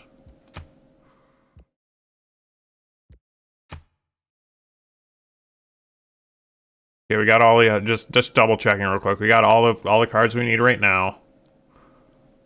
So 17 turns. So that card saved us a turn. We went from 17 to 16.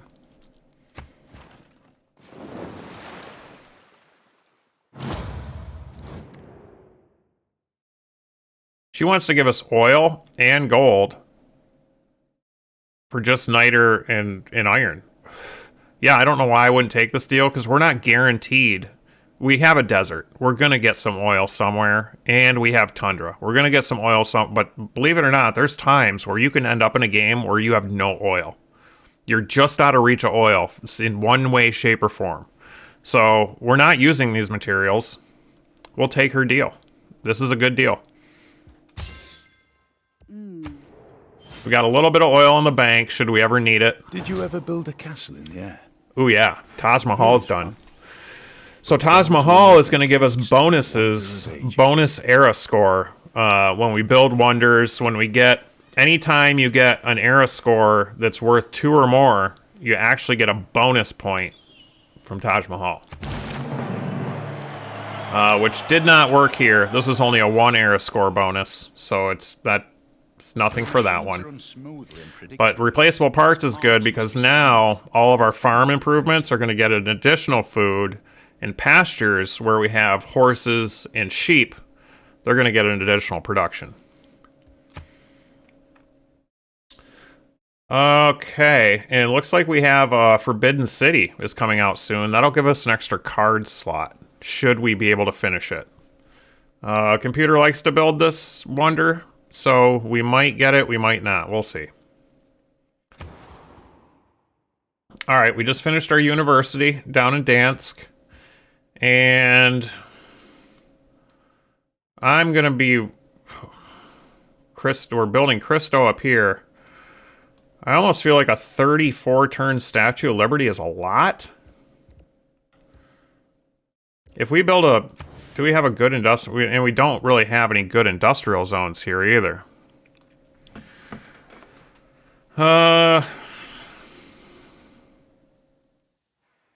Computer... oh, look, down here. Housing. We're at our max housing. We're going to have to put up a... we're going to have to put up a neighborhood. We're going to have to put up a neighborhood first, or else Dansk is going to end up suffering. Dansk and Krakow, we really can't have suffering on housing because they're 2 of our major cities. How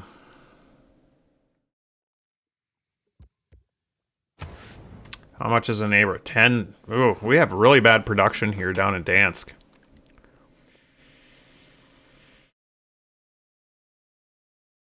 Kind of a bummer.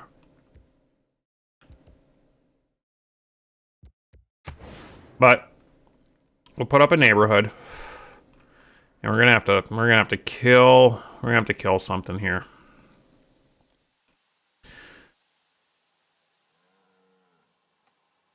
I need to save this spot right here. This is a breathtaking tile because it's +6. We know this is a breathtaking tile because when you put up a neighborhood, you get the amount of housing based on its appeal bonus.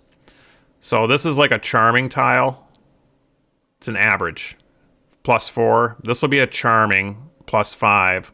This will be a breathtaking +6. So we need you can only put seaside resorts on breathtaking tiles next to the water. So we don't want to put our thing here because we want to put, when we finish seaside resort science, we want to put a seaside resort right here. So, and I'm not sure if putting a neighborhood will hurt the appeal of this tile. So I want to leave these 2 tiles alone to ensure that I can get a seaside resort right here. I think we'll put our neighborhood right here because we will get adjacency bonus onto our holy site and our campus by putting an extra district next to these 2. These 2 will gain +1 for each of their adjacency bonuses. Now I'm crushing a 2-2 tile, which is kind of a bummer. But the bonus adjacency, the one extra housing over going here, I think it's worth crushing this 2-2 tile. Get a neighborhood going so that Dansk can keep growing. This is a very important city. As you can see, we have the Museum of Halicarnassus down here. All kinds of wonderful tile porn going on down here. Real nice. This is called tile porn for you newbies. When you got all the pretty colors.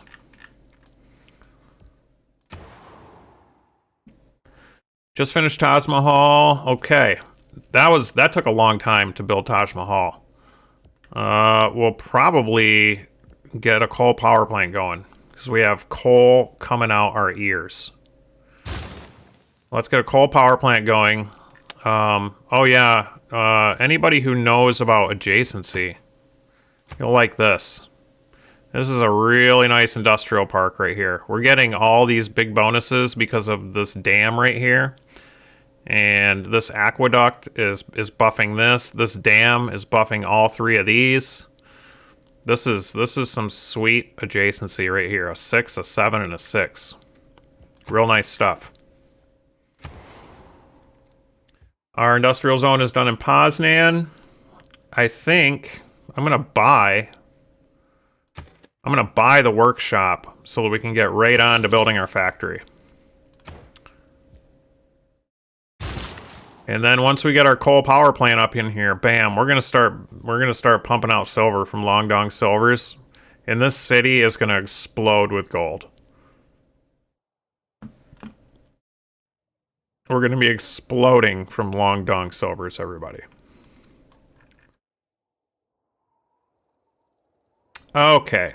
This guy has 4 charges. So and this city's going to turn soon. This guy has 1 charge left, and so you can see up here, you can see right here, stock exchange. This is where we're going to put our silver from Longdong Silvers in these stock exchanges here. But you can see we don't have any relics. We have this 1 hero relic, but other than that, no relic here. No relics anywhere else.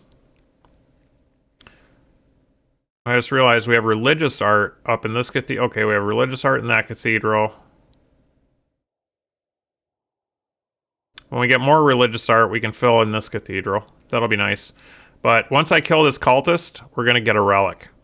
I don't know where it's going to drop in, though. We'll see. Where is it going to drop in? 7 turns. Bam. So we're going to view the Great Works screen. It went over here. Look at that. Cultist relics. 4 gold. 2 culture. 6 faith. 12 tourism. That's freaking huge. That's freaking huge, guys. Huge. And this is going to turn in 5 turns.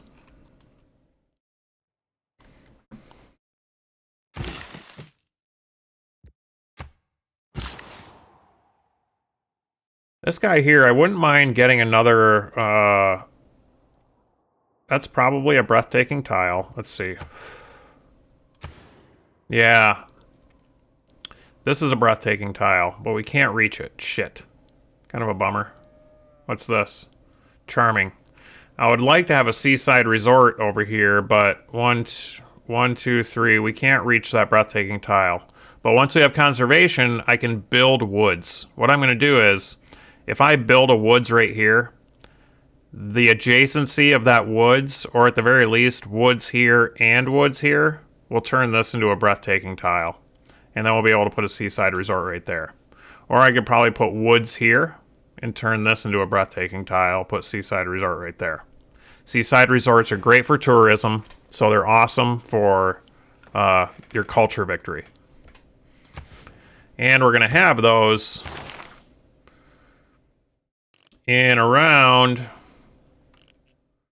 3, 11, well, it's a ways off. We're almost 20 turns away from getting our seaside resorts, but they're going to be a really big tourism boost when we do get them. So this guy, I think he's just going to chill until we get conserve. Oh, conserve in 4 turns, we'll be able to start putting up woods. And then we can start building national parks as well. That's going to be a big deal. Also, big time tourism stuff. It's going to start getting really spicy here soon between national parks and seaside resorts. This builder here, I think we're probably going to sleep him. Or maybe... Nope, you know what? He has 1 charge left. So as I was saying before, whenever possible, don't kill off your 1 charge builders when you're near a whole bunch of natural disaster stuff. We're going to park this guy right over here so when this volcano blows, he can repair these tiles. So we'll just park him right here. Oh, this guy has 5 builds. This guy has 5 builds. Okay. We are going to... Oh, I just misclicked.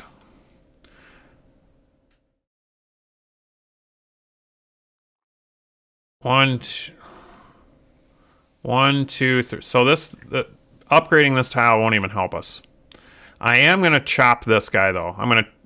Like I said, you can't work tiles that are 4 tiles away, but you can chop from them. So, oh, this guy was chilling too. We're going to chop out that sheep, and that'll give us production to... It's going to put it in one of these 3 cities, whichever one it decides. And this guy here, he's going to build some woods once we finish conservation, so we're going to sleep that builder as well.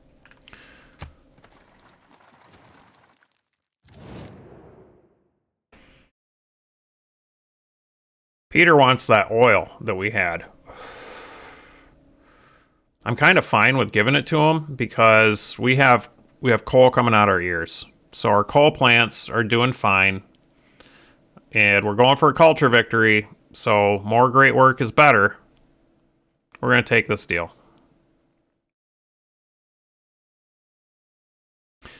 I might be able to snake some of this away from him, though. If I take away giving us 12 gold.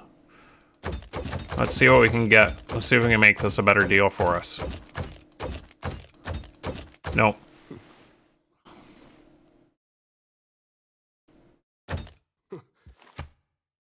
One gold. We got 1 extra gold out of him. Okay, fine, whatever. We're gonna take his great work. That's good for us.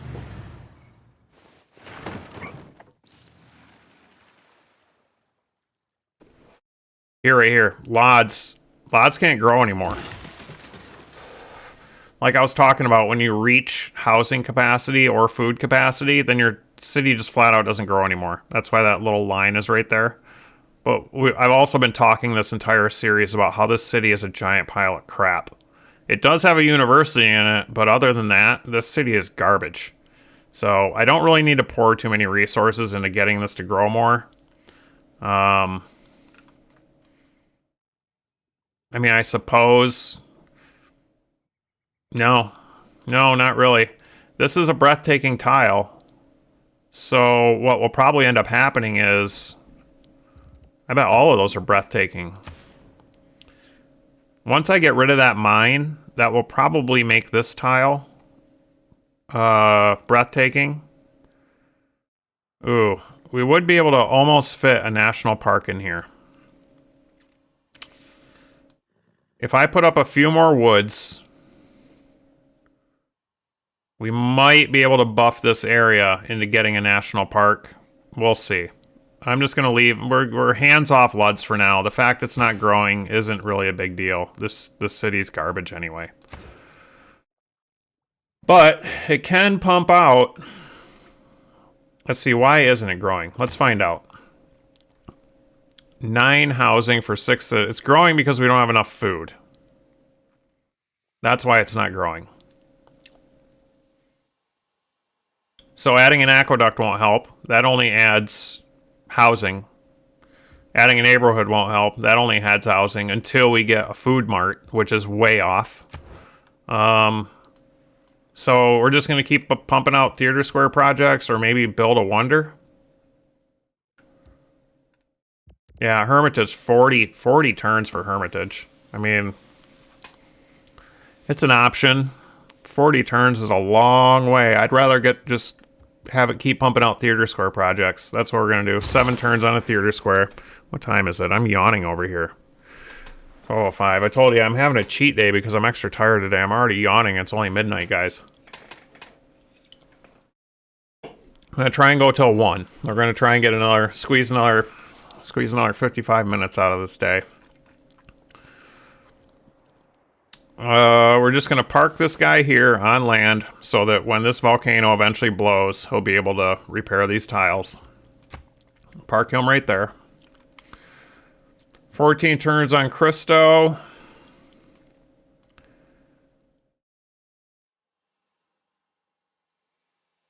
Yeah, we really need to start building Statue of Liberty soon. Because I don't know if this is going to be a culture victory or a Diplo victory. But when Diplo is on the table, we need Statue of Liberty. And we can only build it here. No, it has to be next to a harbor. So we'd have to build a harbor in Roclaw just to get a Statue of Liberty going. Dance doesn't have an industrial zone, so statue takes forever to build. It's a little sketchy on Statue of Liberty right now, guys. But like I said, we need Christo. If we don't get Christo, it's not a huge deal. We'll use that production that the game gives us to build the Statue of Liberty. Alright, so like I said, so we got a trader that just came back. We want to check to see who we're trading with. We want to trade with every civilization for our culture victory. We're trading with Frederick. We're trading with Peter. We're trading with Gorgo. We're trading with Inca. The only people we're not trading with are Nubia. Can I reach Nubia? This is my closest city to Nubia. Can we reach them? It doesn't... Kerma. Can we reach Kerma? Yeah, we can. Okay, great. We are now officially trading with every city. With every civilization. And they're getting destroyed. Look at this. Inca is going to kill Kerma. Inca is going to kill the Nubians. Eventually. From the looks of it. Rebellion in 42 turns. Nubia is going to die.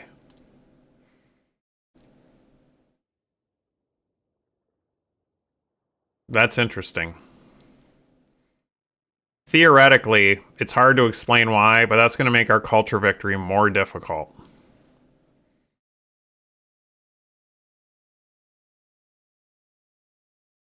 Alright, onward. We just finished our university in Roclaw, and we know that Roclaw is right at their housing limit, or their food limit. Which one was it? We forgot to check before. 9 food, yeah. 13 of 11 housing. Well, that's really not so bad. We should probably put up Hermitage. Hermitage will allow us to fit more great works of art. How are we doing on... If we have bad amenities, which we shouldn't because we have Colosseum. Oops. In fact, I'm going to misclick eventually, so we'll just do a quick save real quick. Here we go. How are we doing on amenities? We're pretty much okay everywhere. I don't need to worry about putting up water parks yet. Everybody's doing okay. I mean, it would help. We would rather be a static. But we're over the requirement on amenities everywhere. So that's good. And we're going to get some great merchants eventually that will give us some amenities too. So what are we going to build in Roclaw?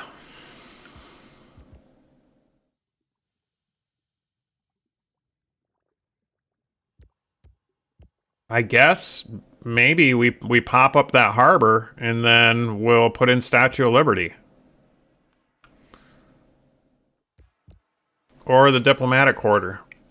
Because we can get some bonuses from the diplomatic quarter buildings. The consulate and those kinds of things. Those come with some pretty nice little bonuses too.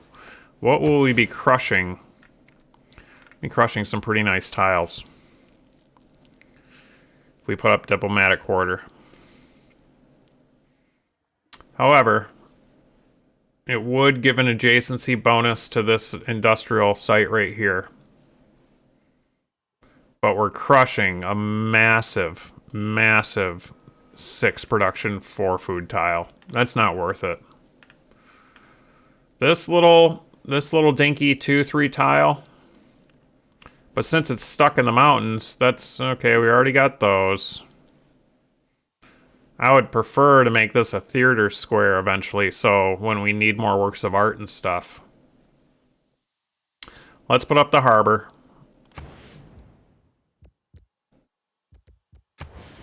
Yeah. Well, we can fit a theater square down there, but that's also going to hurt our housing and our growth too. That's a really nice 6 food tile. All right, we're going to put up the harbor. And we'll put it here because then we can swap tile. Krakow right now owns this tile. We'll put the harbor here and then build Statue of Liberty right here. We can swap with Krakow when that comes time.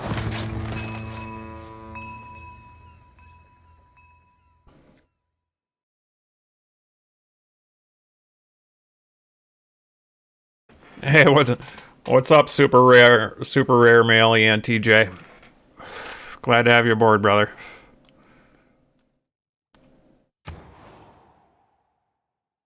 All right, industrial zone done in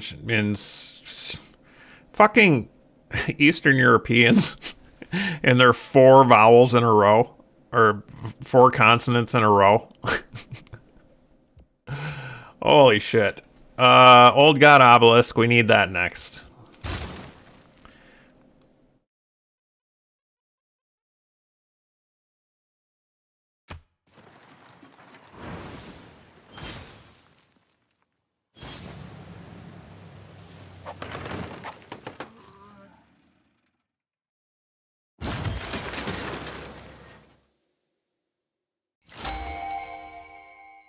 Yeah, no one's waging war right now, Boba, because I'm allies with everybody.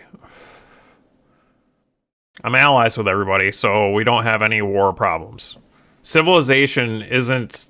There's only one aspect of civilization is war, and that's if you're going domination victory. Or you can war take out your neighbors so that you can, you know, theoretically get your science victory faster or something, but I tell you what, man, the troop movements that are required for war in this game, I mean, we're on episode 4. We're 10 hours deep into this game, Boba Fett, and we're not moving units around. Domination victory games, war games in Civilization is like a fucking 40-hour work week. Literally. I'm not about it. I'm not about micromanaging all those units for literally a 40-hour game. I'm not about it. All right. We just unlocked some landscape art. A great artist. Yeah, Boba, it's either going to be a culture victory or a diplomatic victory. One of those two is likely what we're going to end up with. If we don't lose. I mean, playing deity level... We're on turn 206 right now. The computer on deity will typically win the game around turn 300 or so. That's, it's going to be tight. This is going to be super tight. This was a really, really, really slow start. I mean, this territory is utterly god-awful. There's hardly any production going on in here. This is all flat land, farms, and it's, we had a slow start. Our second city was really far from our first one. We didn't get our first government until the 72nd turn. This was a brutal game. It's a toss-up on whether I win or not. So, we'll see. We'll see. It's been a long time since I took a loss to the computer, but it's not impossible. All right, 4, 12. I don't think I can force this tile. Nope, it's definitely not owned by Krakow. It's not owned by Vatican. It looks like it's owned by Warsaw, which is... okay, so that tile... This tile is probably owned by Warsaw. which will be nice because we'll get some production bonus for our wonder that's about to come out. So let's see which one it goes. I'm gonna put up something here first. Factory. We need to build our factory next. All right. 8 turns on the factory, 4 turns on the Forbidden City. Where is this production going? It went to Krakow. Krakow's the furthest city away. And our turns went to Krakow. Weird. It's kind of weird. Alright, whatever. This great artist has landscape art. We don't have any landscape art yet. We got one piece of religious art. So, with that in mind, we're going to put... we're going to put it down in Dansk, because Dansk is where Bengala has bonus to tourism down here. So we're going to shuffle this guy down to Dansk and put our first piece of... We're going to try and theme this landscape art. We need a lot more artists before we can do that, but the first one is going there. What am I hearing? Somebody just upgraded their religion. Really late in the game. Water and air. Alright, big deal time. Conservation. Now we can start building forests and national parks. Oh. And we got this culture card too. We're going to want to swap that out with the Holy Site card, I think. And how are we doing on coal? Are we using our coal? No, we're accumulating 9 per turn. We're only using 3 per turn. So I'm fine on that for now. Eventually, once we get too many coal factories, we'll have to put in this this card right here, which gets us an additional 1 per turn. But that said, for now, we need to start pumping out culture. So we're gonna need this Grand Opera card going somewhere. We can't take out this one. We're still building wonders. We can't take out this one because we're at our housing and amenity limit almost everywhere. I'm going to have to kill the Holy Site card, which isn't a big deal. It's not too big of a deal. It's not optimal. And I would really like to have our great artist card in too. But we need to get our next government. We need to get to democracy. And this card is going to help us do it. Right now, 262 culture per turn.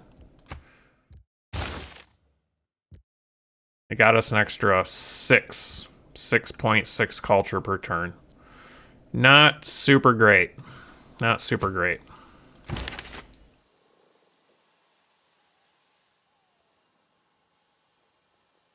And we kicked out by kicking out the Holy Site card. We lost some science because we're using Void Singers. That's okay. That's not terrible. Oh wow, look at that. Isn't that just beautiful, guys? Look at this great work of landscape art. This is gorgeous.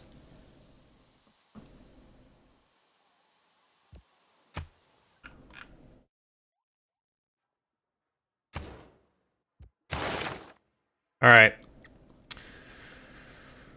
Democracy. We need to work our way towards democracy now to boost our trade routes.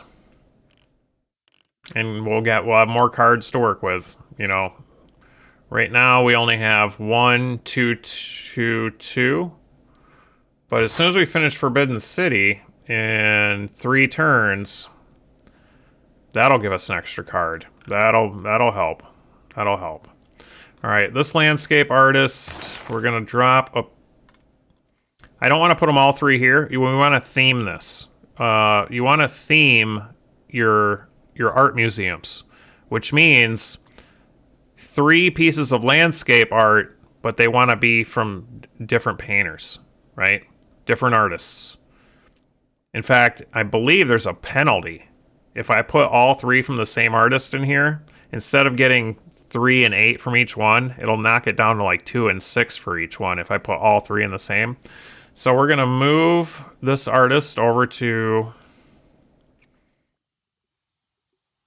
I guess we'll go to the closest city, Gizno or Pazdan. I guess.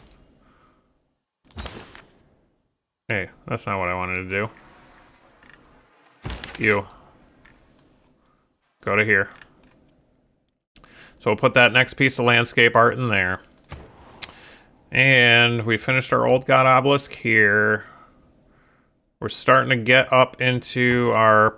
Yep, we're over our housing limit already. So we're growing too slow. We need to build a granary. This will give us a bonus housing. 2 bonus housing, which will help us grow a little bit quicker. And this guy has 4 builds, but now, here we go. Because we just unlocked conservation, we can plant woods. Woods increase the appeal of tiles. Breathtaking tiles, 4 in a diamond shape, we can build a national park. National parks give us massive era score and massive tourism. So, open up our spyglass here. Look at our... Oh, we just... this guy just got that tribal village. You get the tribal village? We also have this skirmisher here going towards this tribal village. There were a couple more tribal villages on this island too. One here, one here. You know what? We're going to send this skirmisher to this tribal village. This barbarian right here is fucking shit up, man. I wonder if the barbarian village is right down here, because I don't see anywhere else it is. Why have they not killed this guy yet? You guys need to kill this guy. Maybe it's here? No, they would have killed it. This barbarian is causing havoc. So we're going to take this guy. There it is. Shit. Well, we found it at the wrong time. They're going to kill that great engineer and send him back to the closest city. No biggie. Now we know what's up. Alright, spyglass. Appeal. Okay. So, to build a national park, you have to have you have to have a diamond, basically. It can't be a sideways diamond. It has to be a vertical diamond. And this is just an example. We can't put a national park here because of this campus. It has to be untouched land, essentially. You can't have a mine on it. You can't have a district on it. It has to be untouched land. And what I could probably do... This area isn't going to work. It has also, the 4 tiles have to be owned by the same city. That really confuses a lot of people sometimes. Like, they're like, hey, I have my 4 breathtaking appeal diamond right here, but I can't build a national park. Well, it's because, like, this tile right here, 1, 2, 3, okay. 1, 2, 3, 1, 2, 3. I don't know who owns this tile, and I can't swap it because it's 4 tiles away from all my cities. It's impossible for us to build a national park here. Even if I planted some woods here, took out this farm, made these breathtaking, put on woods, all the things, we can't make one here. It's not going to work.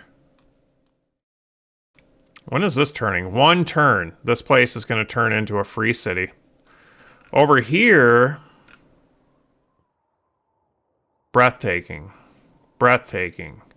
He's fucking putting a district right there. He's putting an encampment right where we would be able to get one here. I could put woods here, woods here, woods here. This would work. But he's fucking it up with his encampment right there. Oh shit. This area down here looks really sweet. This is possible. So what's going to happen is, this is what we're going to do. We're going to remove this lumber mill, and then we'll have a diamond right here. This is going to be our first national park, right here. So I need to take this builder, put him right here, remove that lumber mill, Just park that guy for now. Going to Dansk here. We're going to buy a naturalist for 510 faith. And as soon as I remove that lumber mill, this little diamond will illuminate and we'll be able to put in our first national park right here. And that's going to be sweet too because homeboy right here buffs our tourism and shit.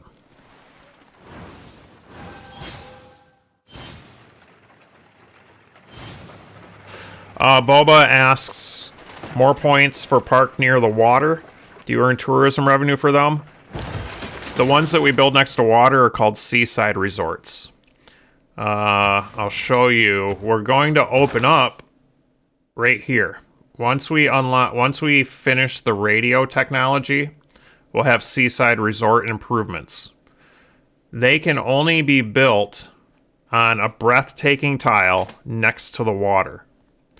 What they do is they provide, well, I guess it looks like I may be slightly wrong on that one. They provide tourism equal to the tile's appeal. So putting them on anything less than breathtaking might be a little wasteful, but, you know, technically I guess you could. Yeah, minimum appeal is breathtaking. Yeah, the last line right there. What the... The people who write these are kind of fucking stupid. Tourism equal to the tile's appeal. You don't even need to tell me that in that way because it says a minimum appeal is breathtaking. I suppose it may be possible to get, like, a breathtaking is a 6 appeal. It may be possible to get over a 6 appeal, like to a 7 or an 8, but I don't think that's even possible. This seems a little bit of a stupid write-up. Either way, seaside resorts next to water on breathtaking tiles. That's what we're aiming for. Big time tourism. This one right here, this is gonna be a pretty sweet area. This is a breathtaking tile right here. So we're gonna have a national park in these 4 tiles and a seaside resort right here. That's gonna be damn sweet. This is gonna be a massive tourist spot right here.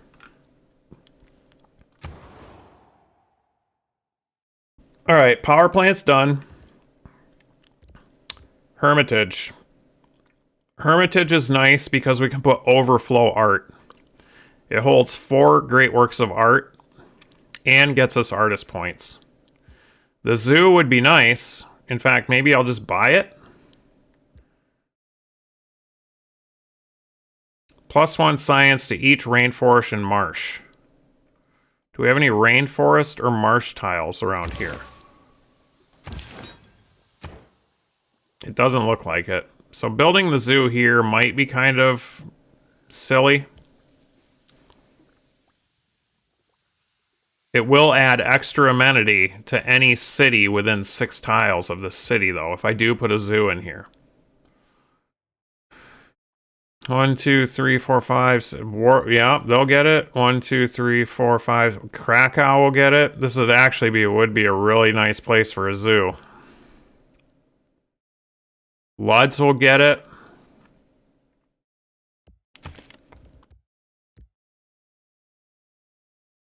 But I also need a coal power plant down here so I can start making more gold. These are going to cost... How much are these going to cost? 6 turns.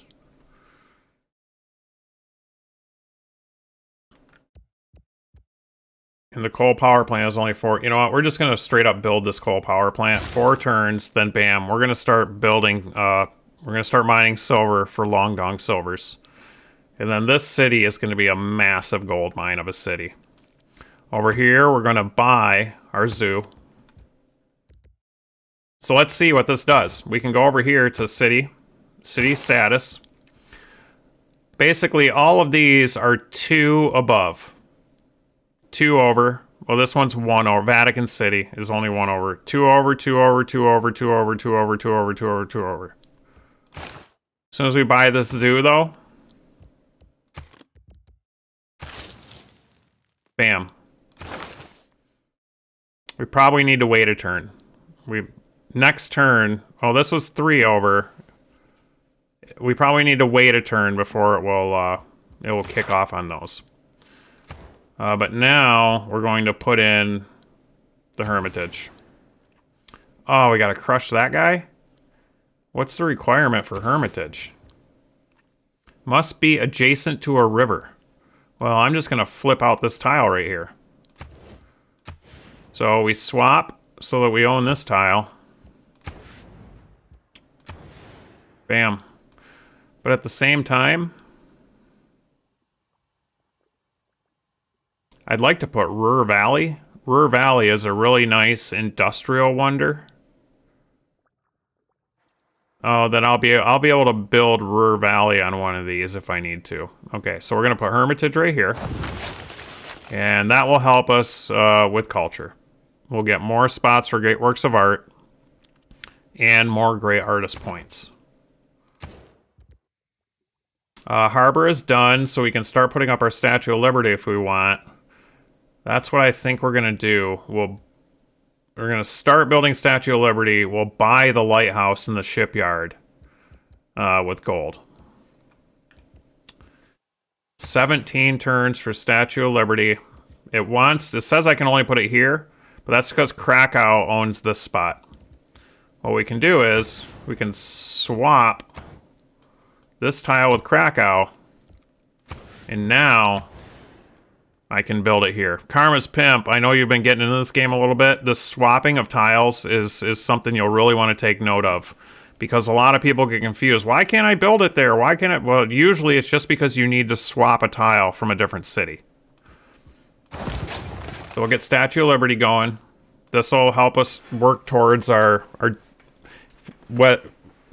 whatever victory comes first is how we're going to win, whether it's a culture victory or a diplomatic victory. Usually diplomatic victory comes first, but at that rate, we're not gonna hedge in. Oh, look, they didn't kill this guy. Could have just, all he had to do was step off and touch this guy, and he would have been dead. Lucky me. Lucky me. All right, so we have a trader that just finished. Nubia, Peter, Gorgo. Oh, we have 2 traders that just finished. Frederick. We need to trade with Frederick, and we need to trade with Inca. So we have 2 traders that just finished. Frederick and Inca.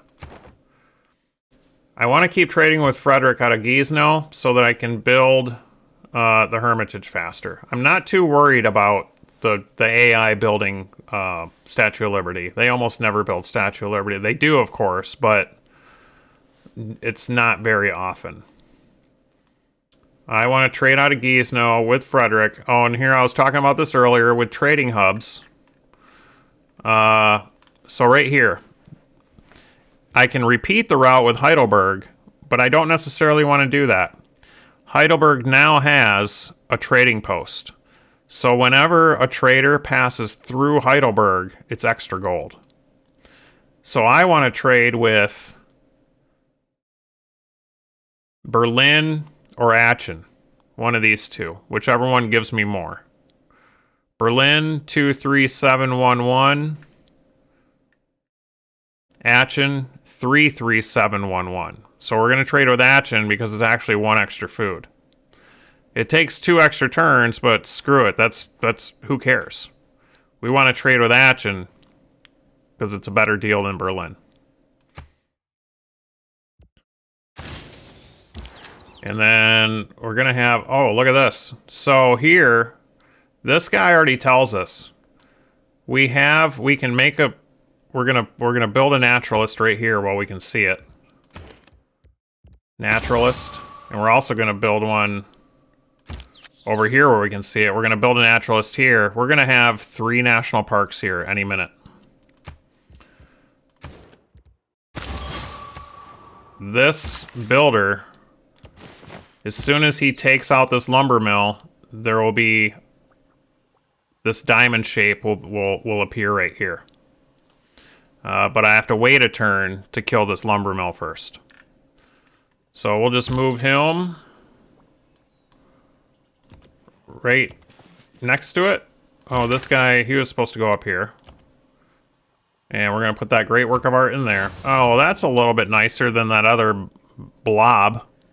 The last guy was... the last work of art that this guy did, Tehuka, was just a couple black blobs. This one is much nicer. Maple tree. And then, once this... Like I said, next turn, this builder will chop that. I think I'll have to wait another turn to get the builder off of the tile before the naturalist can move onto the tile. So in 2 turns, we'll have a national park right here. And in 1 turn, we'll have one right here. And in another 1 turn, we'll have one right here. We're going to get some huge era score. National parks are worth huge era score. Boba Fett, they have flight, air transportation too. Yes, they do. In fact, there's like aircraft carriers. So once you get flight and aircraft carriers, you can actually transport your airplanes around the area. And yeah, it's, you know, basically all the things you can imagine are here. All right, and the other thing we need to do, we're not trading with Inca anymore because their city flipped. Look at this guy. If this free city takes that settler, I'll be able to steal that settler from him. That would be really sweet. But for now, we're just going to move. We want to move this trader to either Paznan or Dansk, or if I put them in Lodz, I'll get that extra food and Lodz can start growing again. How many housing? 9 housing of 6. What about Paznan? Paznan's at the housing limit. You know what? Actually, this trader should probably go to Lodz, and I'll trade with Bologna. And Lodz will start growing again.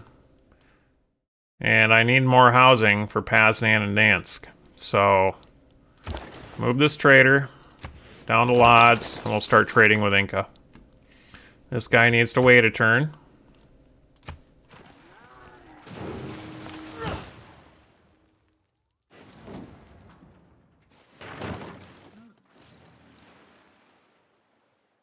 The whole palace complex is... Ooh, we got the Forbidden City. Axis This is going to give us an extra card. In the 4 directions A whole extra card. Big deal. Represented by these palaces.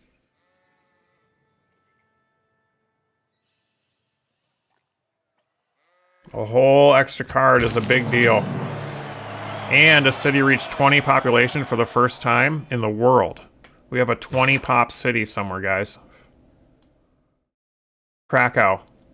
All right, so here's another. Wow, I'm just layering the tutorial on top of itself here. All right, we just passed our golden era right down here, 155 of 154. We were in.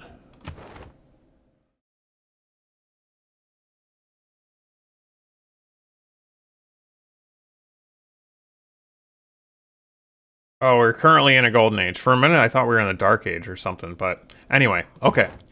We're in a golden age. I do not want to build these natural parks yet. We're past our golden age, and we're only 5 turns away from the next era. If I wait 5 turns before building these, I'll get a ton of era score in my next era. Right? So, will those 5 turns cost us the game? As far as tourism is concerned, versus what will probably be an attempted science victory by the AI. We're going to find out. But for now, we'll get our naturalist in place. And in 5 turns, we'll start putting up our national parks. This homeboy here at Lodz, I assume we're going to trade with Bologna. I assume that's who we're going to be trading with. But I assume Bologna. Ooh, no. They only have 1 production, 10 gold. So we can't even grow this city by trading with Bologna. We need to trade with... Kusu, 1, 2, 12. 1 to 11. So 17, 16. Yep, we're trading. Well, 12 turn. Yeah, we're trading with Kusu because of the extra production and 1 extra gold, essentially, and an extra culture. So we'll get 1 food from that, which now 51 turns. Now I feel like I kind of need to put up a farm so that this city will actually grow faster, but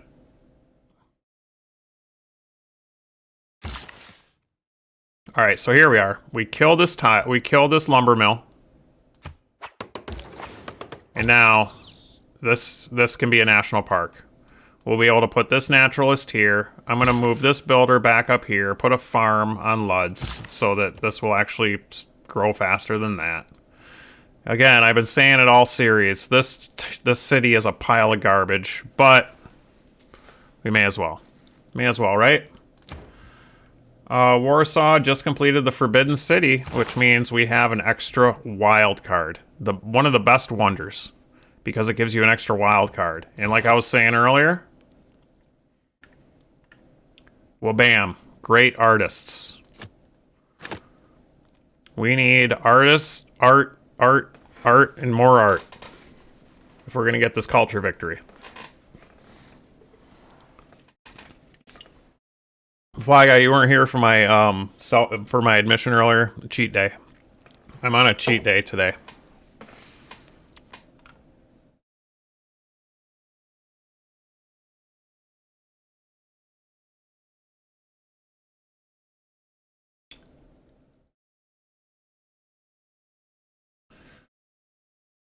Faith would be nice, but right now we just need the housing and the art. We need housing, amenities, art, and culture. We need all this culture, and we need to build our wonders faster. I really want more holy site faith, but it is what it is. And pretty soon we're going to start getting some tourism cards. Those will be important as well. So Warsaw needs to build something now. Art museum. Coal power plant. Granary. Oh, look, it's not even growing. We just need to pop in a granary real quick. So that'll grow. That'll grow pretty quick here in a second. I almost feel like it needs a... probably needs a neighborhood before anything. But it also needs the art museum because we need more culture and more great artist points. We need all these points as fast as possible. And I eventually need to get a diplomatic quarter up somewhere too. Gosh, we have way too much shit to build, guys. Way too much shit to build. We're going with the art museum. Who is this guy trading with? Peter. Yep. The Peter route is done. It looks like we have our trading post in Kazan. So, we can trade through Kazan over to Voronezh, but it's not better than Kazan. Kazan is the best city to trade with, so we're going to keep trading with Kazan. Just going to repeat route. And like I was saying earlier, we're waiting until the next era before putting these up. This guy right here, I'm just going to plop him there, and he's going to wait it out. Gonna wait it out. Alright, we put a piece of work there. And we'll put one more landscape art there. When Hermitage is done, we can move some of this extra landscape art to Hermitage, unless we get way more landscape artists. Another thing we might be able to do is find out, does anybody else have landscape art that we can trade with them? Peter has portrait art and some... Ooh. He has sculpture art. We have some Michelangelo sculptures. And he has landscape art. We're going to have to trade some of this landscape art with Peter.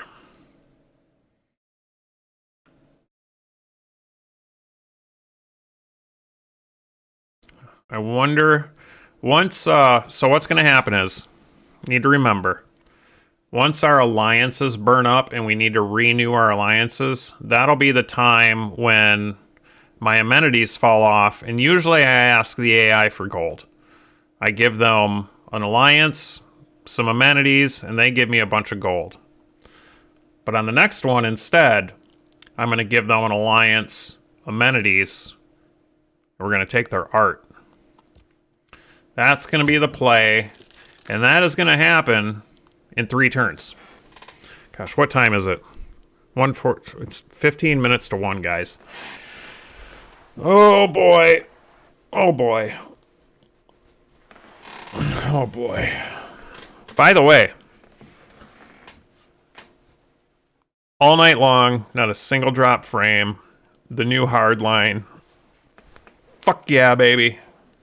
Fuck yeah, the new hardline is the shit. It's the shit, boys. It's the shit. Oh, and check, I had some really great punny jokes in the opener. When we're done here, if YouTube lets you do it, go back and rewatch the opener. I had some great jokes in there.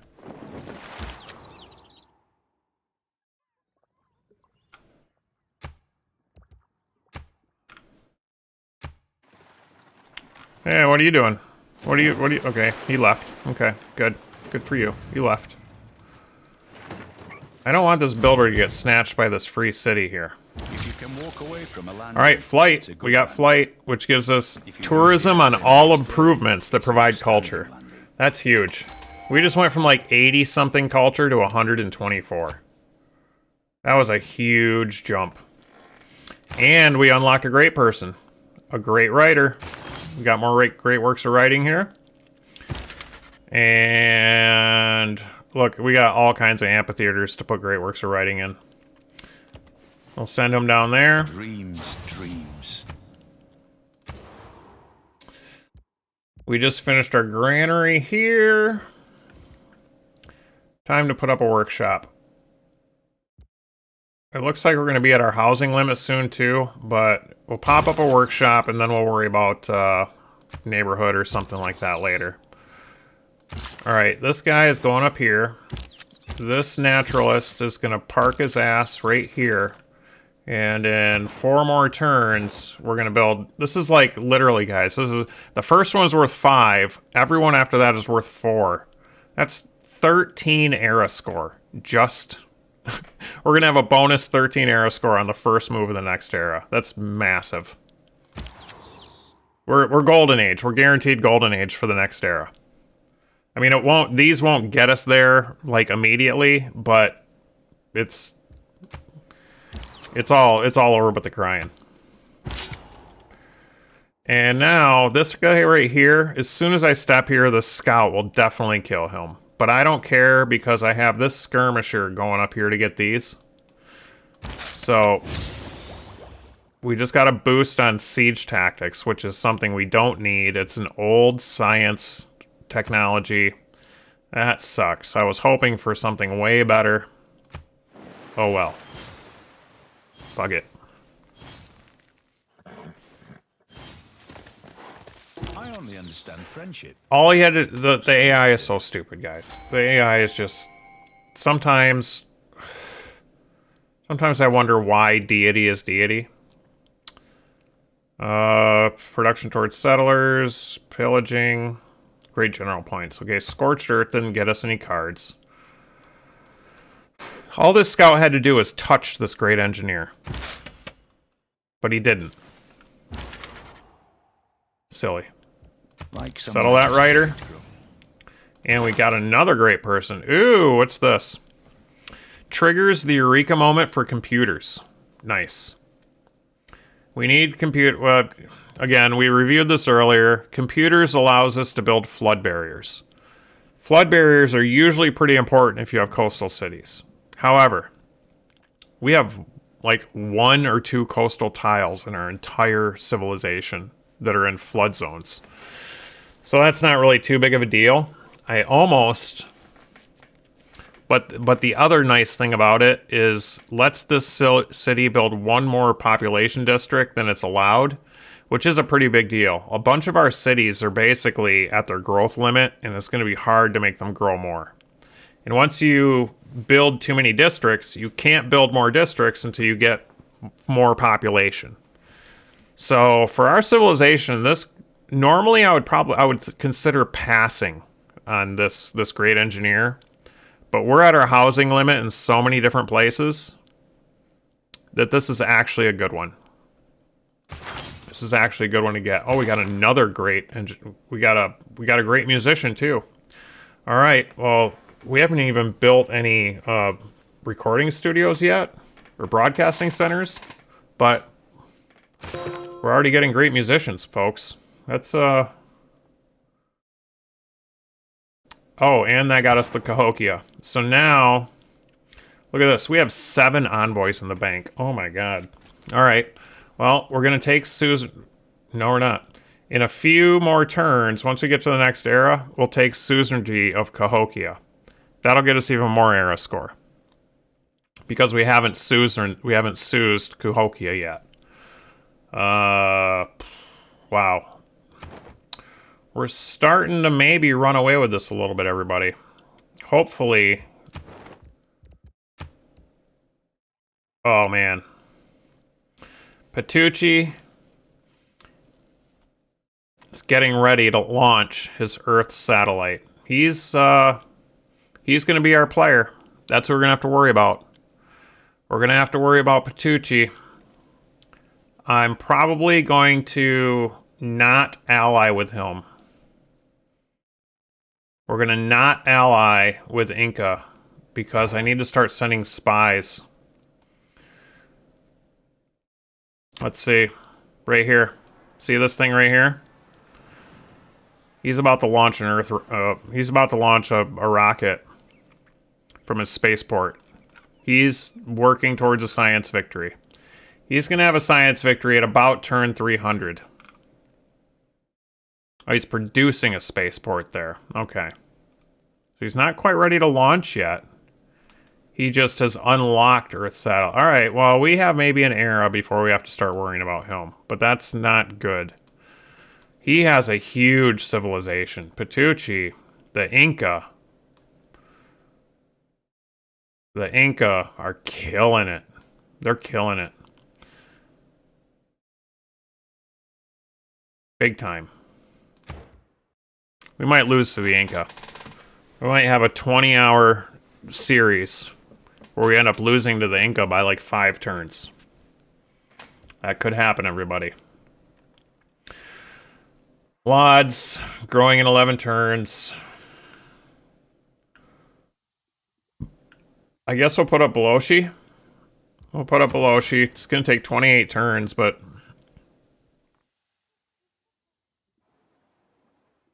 if I am able to build it, we'll get a nice buff to this theater square here. Anytime wonders are next to theater squares get buffs. So we'll put the Beloshi Theater right here. Kill those woods. We're waiting on these guys until next era. And so this is our build. Oh, we have 2 different things going on here. We have a. We're gonna send him. We're gonna send the musician down here to Gansk. And what is Gansk? Gansk already has something in it. This great work of religious art. We're gonna move this religious art to this cathedral in Vatican City. And instead, because of the music, 3 and 8. I believe that great work of music is going to be worth more. We'll see. Actually, no. Can I? Okay, good. It's still the same turn. We're going to put it in the cathedral. There we go. The religious work of art is going into the cathedral in Dansk. And then great work of music will go in the capital. And also here, so this guy lets us build beyond our housing limit. Where are we at our housing limit in places? Dansk Nizo, Poznan, Warsaw is way over. Oh, we have serious housing problems, guys. Serious housing problems in this civilization.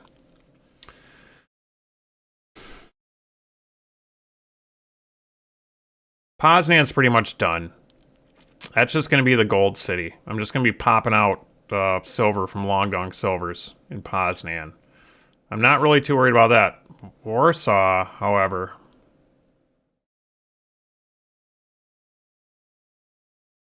Ugh.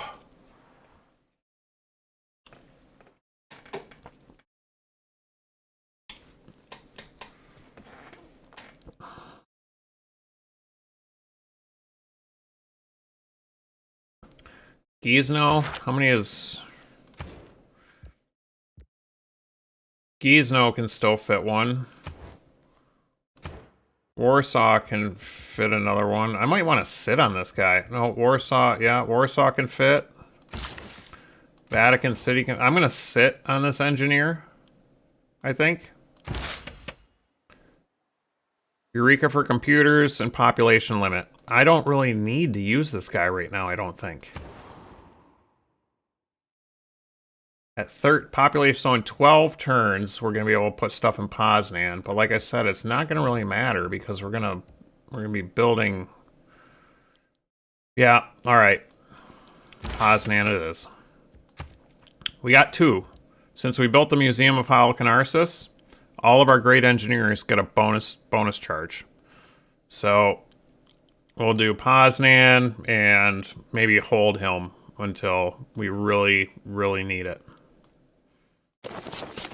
Also, I haven't been looking up here in a while.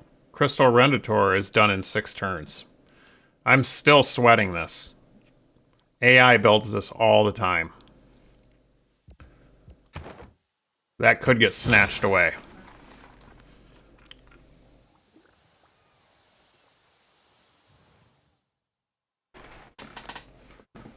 Why did our skirmisher... Oh, we just found a tribal hut. This skirmisher stepped on a tribal hut and gave us a free skirmisher. Interesting. Okay. We will put him...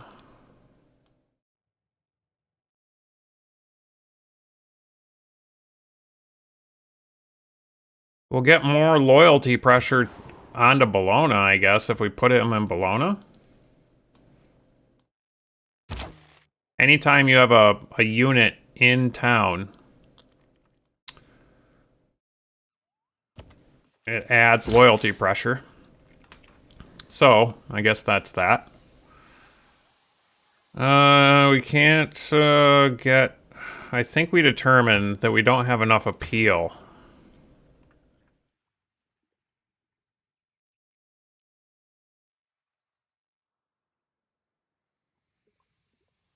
We won't be able to get... I don't know. Woods. Get out this rainforest, put woods here. We might be able to fit a national forest in there, but I think the farm is probably more important right now. Get Lodz growing faster.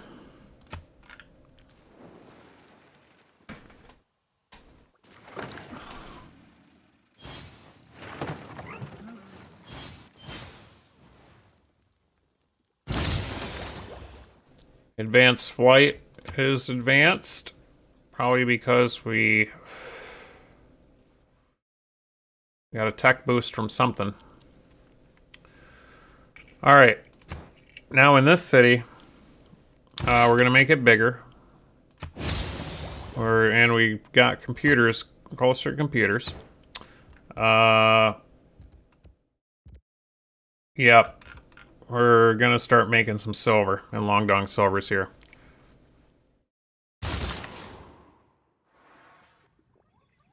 And I feel like I'm gonna chop this rainforest to try and get Beloshi Theater quicker. I'm gonna chop that rainforest. Oops. What's in Gansk right now? I want to be able to put my thing right there. What's in Gansk right now? Gansk. Oh, a sculpture. We're gonna move that. We were gonna buy some sculpture from Peter later. Let's put it in.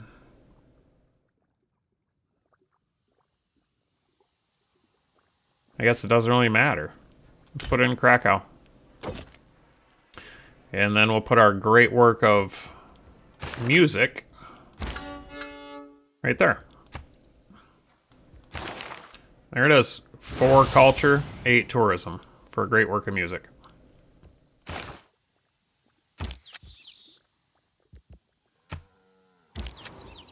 Alright, one more turn, our era ends. This guy right here can try and get that. And this guy can kind of back him up. Oops. Yep, okay. Looks like they may have killed the barbarians that were over here. Alright, this is going to be the end of our era. Did Hercules just die? Nope, it was Beowulf. They claimed Beowulf. Shit. Well, I could have used that. We could use that era score for the next era, but you know, we're banking so much era score right now that it's just not even funny. Military training. It's like one of the very first civics. That was completely pointless. I mean, you can go up there. I guess it doesn't matter. There's no other tribal villages over here to get. Let's just tie these guys together and go look somewhere else.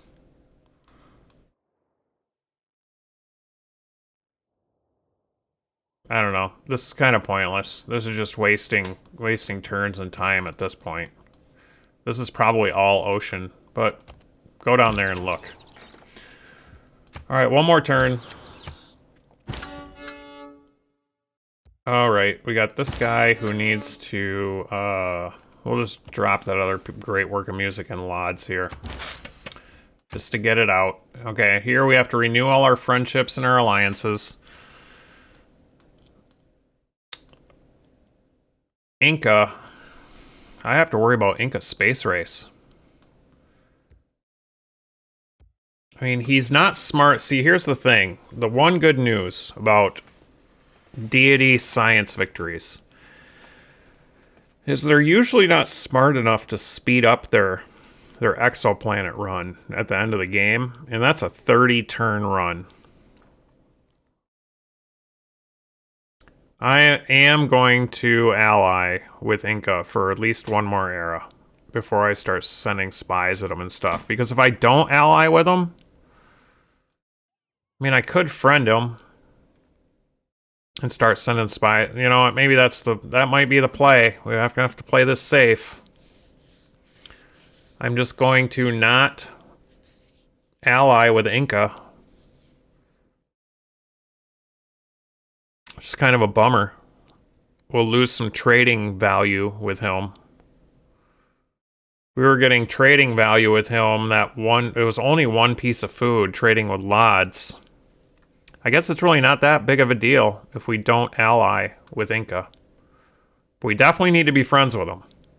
If we're not friends with him, he'll attack our asses. And obviously, as you can see, we have a 170 strong army. 612. She's almost dead. That's why she's only 55. 500, 600. See, we have no army. We can't go to war with anybody. That'd be bad. So we're just going to declare friendship. We can still spy on them. You can't spy on your allies.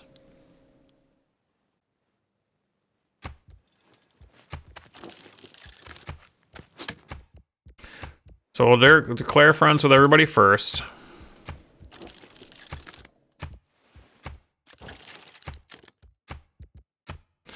We're going to culture with Nubia.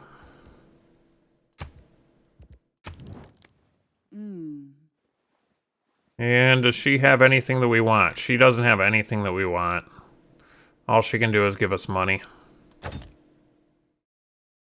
She doesn't even have barely any money to give us. How about some Diplo favor? Give me your Diplo favor, lady. In fact, I'd rather have your Diplo flavor than money, I think.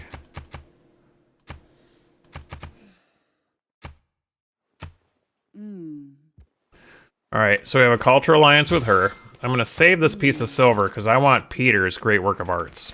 We're not doing anything with him.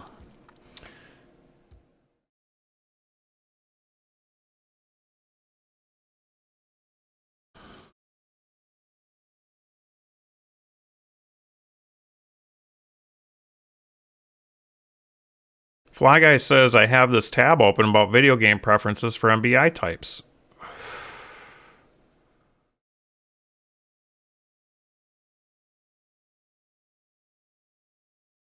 Avid gamers are less stealthy, dislike FPS. Oh, who are... Yeah, give me some of that info. Oh, for ISTP. Less stealthy, dislike first-person shooters, like defending. It mentions City Skylines, Total War, but doesn't mention City Sky. I have a tutorial on City Skylines on my SS Centennial page, Fly Guy. I love City Skylines, but it taxes my PC too hard. I play the shit out of it, or I used to at least on PlayStation. But yeah, you know, dislike of FPS. I don't dislike Warzone, but you know, the only reason I do like it is when I'm playing with folks. You know, for the FE. Yeah, it sounds about right. Sounds about right to me.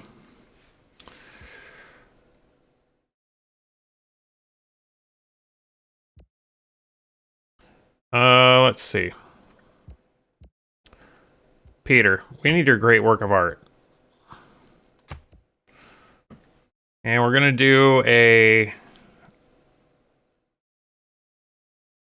economy alliance with Peter, I think. Who are these other people have alliance with? We need to do a research alliance with her because I can't do it with anybody else. So she's my research alliance person. And does she have any great works of art? She has religious. That's good. We need some religious art. More religious. More religious. More. She has a lot of religious art. Wow. Bosch. I feel like I have Bosch religious art.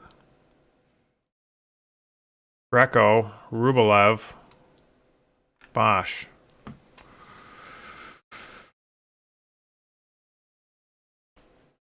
Don't I only have one piece of religious art, though? If I could get 2 pieces of religious art from her, I can't... Oh, I can move this. Okay, great.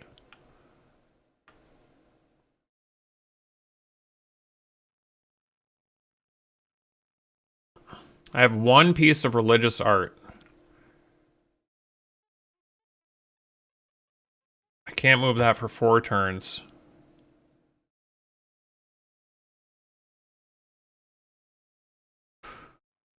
Wow, we could theme. We could get a religious theme if I can get 2 pieces of art off her. An El Greco and a Bosch. We're going to try it. We're going to try and trade with this alliance. We're going to try and make this alliance trade worth it. I want that Bosch art, and I want that...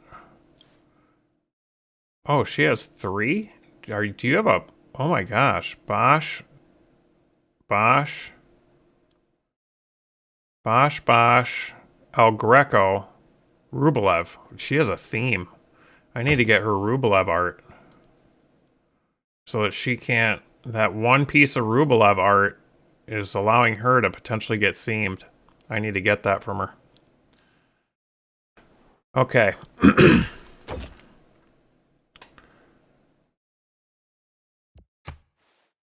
She wants 31 gold per turn. And she does want the silver. Okay, that's good. What if I gave you, lady, I want your diamonds, and I'm going to give her a whole bunch of niter. She'll take 10 pieces of niter. 24 gold per turn.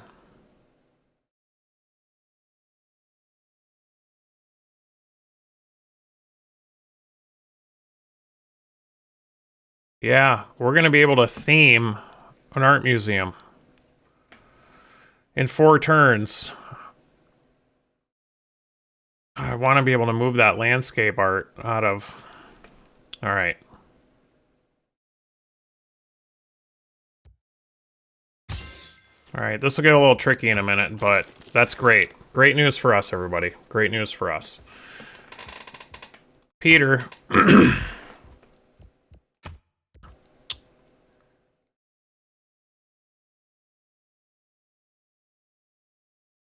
Economy. Yep, we're going to do an economy. And I want your landscape art, Peter. Bezad. I want one of your landscapes. And I want one of your Donatellos. And I will give you some shit. I will give you... You need coal? No, wait. Already has the maximum amount of this item. Shit. This is gonna cost me a lot of fucking money. 46 gold per turn. You know what? Fuck it. We need this shit. We're taking it. Taking the deal. And then, homeboy here. We'll make a religious alliance with him, because then he won't be getting any religious pressure off of me. I'm not pushing religion on him, but I don't want him pushing his religion on me either, so. You got anything either? He has religious art too. Rublev, Titan. Rublev, Titan. Portrait.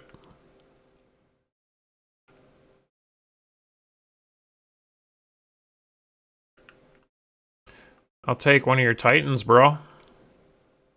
I already have a Rublev. I'll take one of your Titans. And I'll take some of your Mercury there.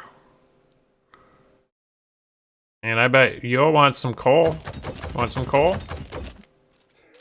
Alright, 10 pieces of coal for his Mercury and one of those arts. Boy, I feel like I can get a little more out of him for a little bit more coal. Couple pieces of writing, maybe?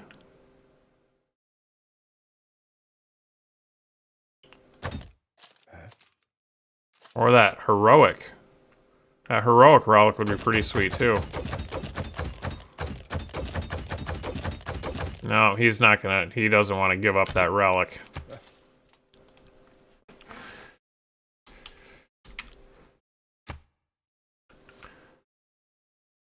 Alright, well, we're going to keep getting more writers, probably. We'll just take this deal. This is a pretty good deal right here. We're going to take that deal. Alright, so our alliances are done. We're not allying with Inca. I need to start building spies. Neighborhood is done. Broadway would be nice. You know what? Since this place doesn't... We're going to build spies in Dansk. Because it doesn't have an industrial zone. They're only 7 turns per. It's a perfect city to build spies in. Get rid of this so I don't freak out every time I look over here. Vatican City, factory done. We still have a coal surplus. We have coal all day long, ladies and gentlemen. All day long. Build another coal power plant.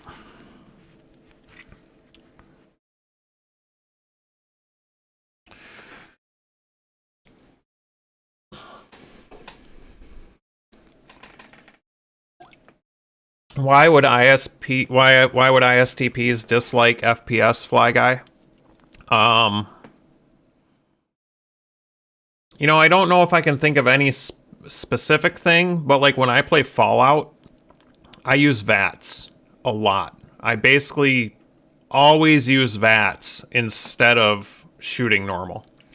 Whereas if you talk to most Fallout people, weirdly enough, most Fallout fans hate VATS. They think it's like dumb and cheating.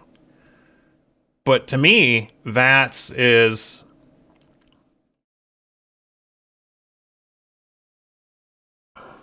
I guess I don't know how to explain it.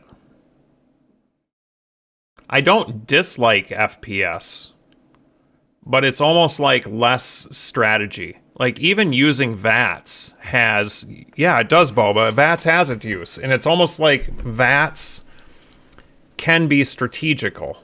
And I think ISTPs prefer strategy over chaos, is what it really boils down to. I don't dislike FPS, but I prefer strategy over chaos, you know.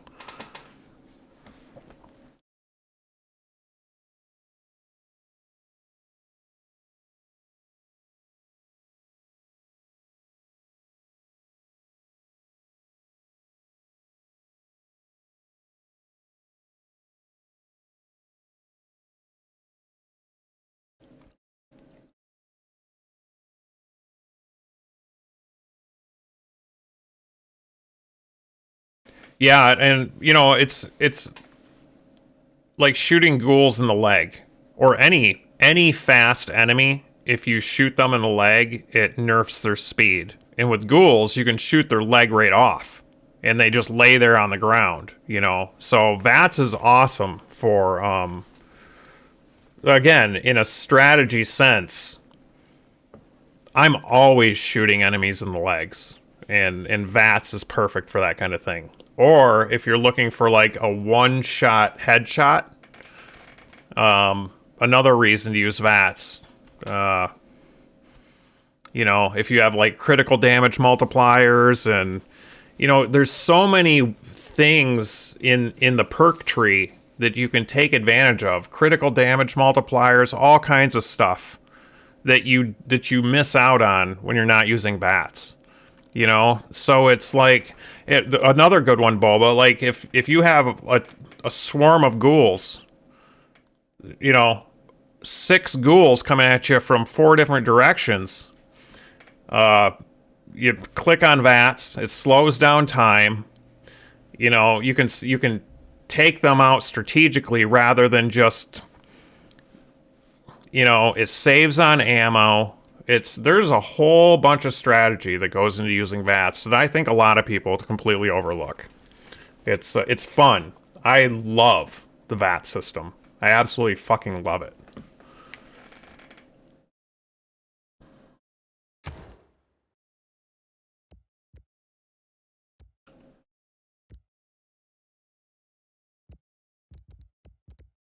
All right, I gotta start thinking about how we're gonna where's the good wrap up point here. We'll start a granary there. As soon as I flip,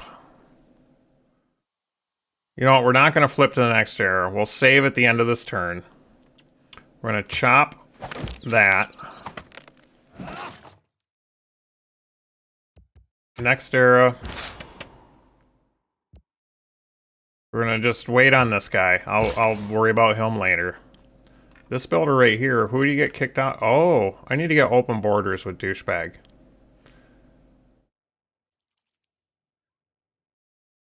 Do I need to? No. In fact, if I don't, that will keep him from moving settlers in and stuff. Yeah. We're not gonna have open borders with douchebag. We're not gonna. We're not doing it.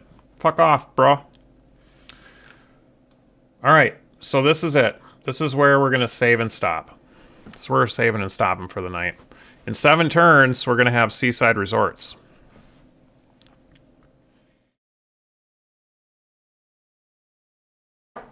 We got a World Congress coming soon. We've got 1,000 diplomatic favor. That's going to start going away, though, soon. The more coal that we burn, the fewer diplomatic favor points we get. Got 5 turns to go on Christo. I'm surprised that the AI hasn't snagged this from us yet. I'm pretty sure we'll get Statue of Liberty.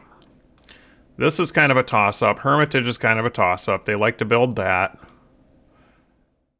This is going to be a fucking gold mine eventually. I mean, what do they got going on right now in Poznan? I want to see that real quick. Our yields, our gold yields in Poznan. 140 gold in Poznan. Look at that. It's so much higher. I mean, Krakow has 125. But we're going to have 75% more gold. Just from those 3 bonuses. Once we build 3 of those boys. Damn. That's going to be the shit. We're going to be pumping out gold out of there real nice. Look at our victory conditions here. Patucci has not yet launched his Earth satellite. That's good. Culture. Gorgo. Are we catching up yet? Not really catching up yet, but it's not really. We're 15. She's at 24. This is gonna start exploding. This number right here, this number right here, as soon as we get seaside resorts, as soon as we get these national parks up, this number is going to skyrocket. We're going to overtake Gorgo. Within 20 turns, we're going to be in first place. We're going to get a huge, huge, massive boost next era for our culture and tourism. Patucci has captured 1 capital. That's no biggie. Religion, pretty much, we don't have to worry about it. We're protecting our territory. Nobody's going to get a religion win because they can't penetrate our territory. So we don't have to worry about a religion win. And then in Diplo, we're going to finish Statue of Liberty, go up to 11. We'll probably get 1 or 2 out of the next World Congress, 12.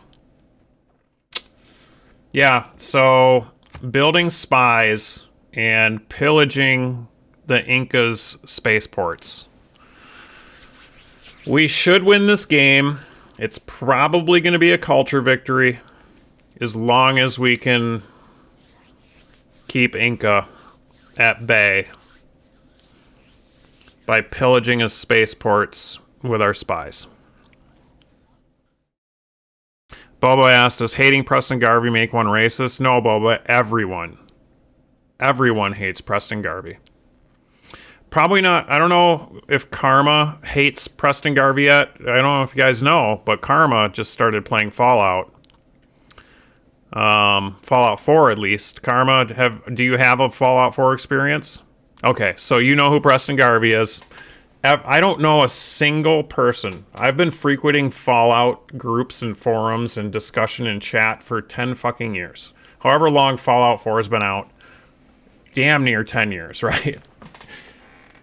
I can't honestly think of any post I've ever seen where somebody was like, hey man, lay off Preston Garvey. He's cool. Literally everybody hates Preston Garvey. 100%. Okay, you said you picked it up again. Okay, cool. Right on, Karma. Well then, you all have Fallout 4 experience. I definitely, Karma, that factory I was telling you about. I'm going to have to show it to you guys. I'm going to have to show you the factory I built at Starlight. It's something. Let me tell you. Fly Guy, wait till you see the factory that I built. Oh, it takes up all of Starlight Theater. It's completely automated. 100% automated. Pulls from the workbench. Breaks down pieces into their parts. Sorts the parts. Puts parts into builders and ammo machines, spits them back out, resorts them, and then sends them back down to a container in the workbench. This entire thing is fully automated. The only reason you need to touch it is because the game glitches out so much if you're not standing in the middle of it. Because you know how in Fallout, if you're kind of standing far away from something, it doesn't really render in. My factory is so big that if I'm standing too far away from any certain point of it, then it won't render in properly, and the stuff will kind of like bounce out of the machinery. So I need to be standing in the right spot of the factory so that the whole factory renders in, and then it's fucking nutty. I spent like a month fucking building this thing. I can't wait to show you guys. I can't wait to show you guys. In fact, maybe that's, no, it's not. It's not worth it doing it on stream. One, my PC can't handle it. Two, it would just take me too long to recreate it. You can't even imagine the amount of work. Once you see, you'll understand. But it's everything that you imagine that an idiot ISTP gamer like me would make, right? I can't wait to show it to you guys. We'll get to that. We'll get to that one day. But other than that, before I forget, save game, 5th save.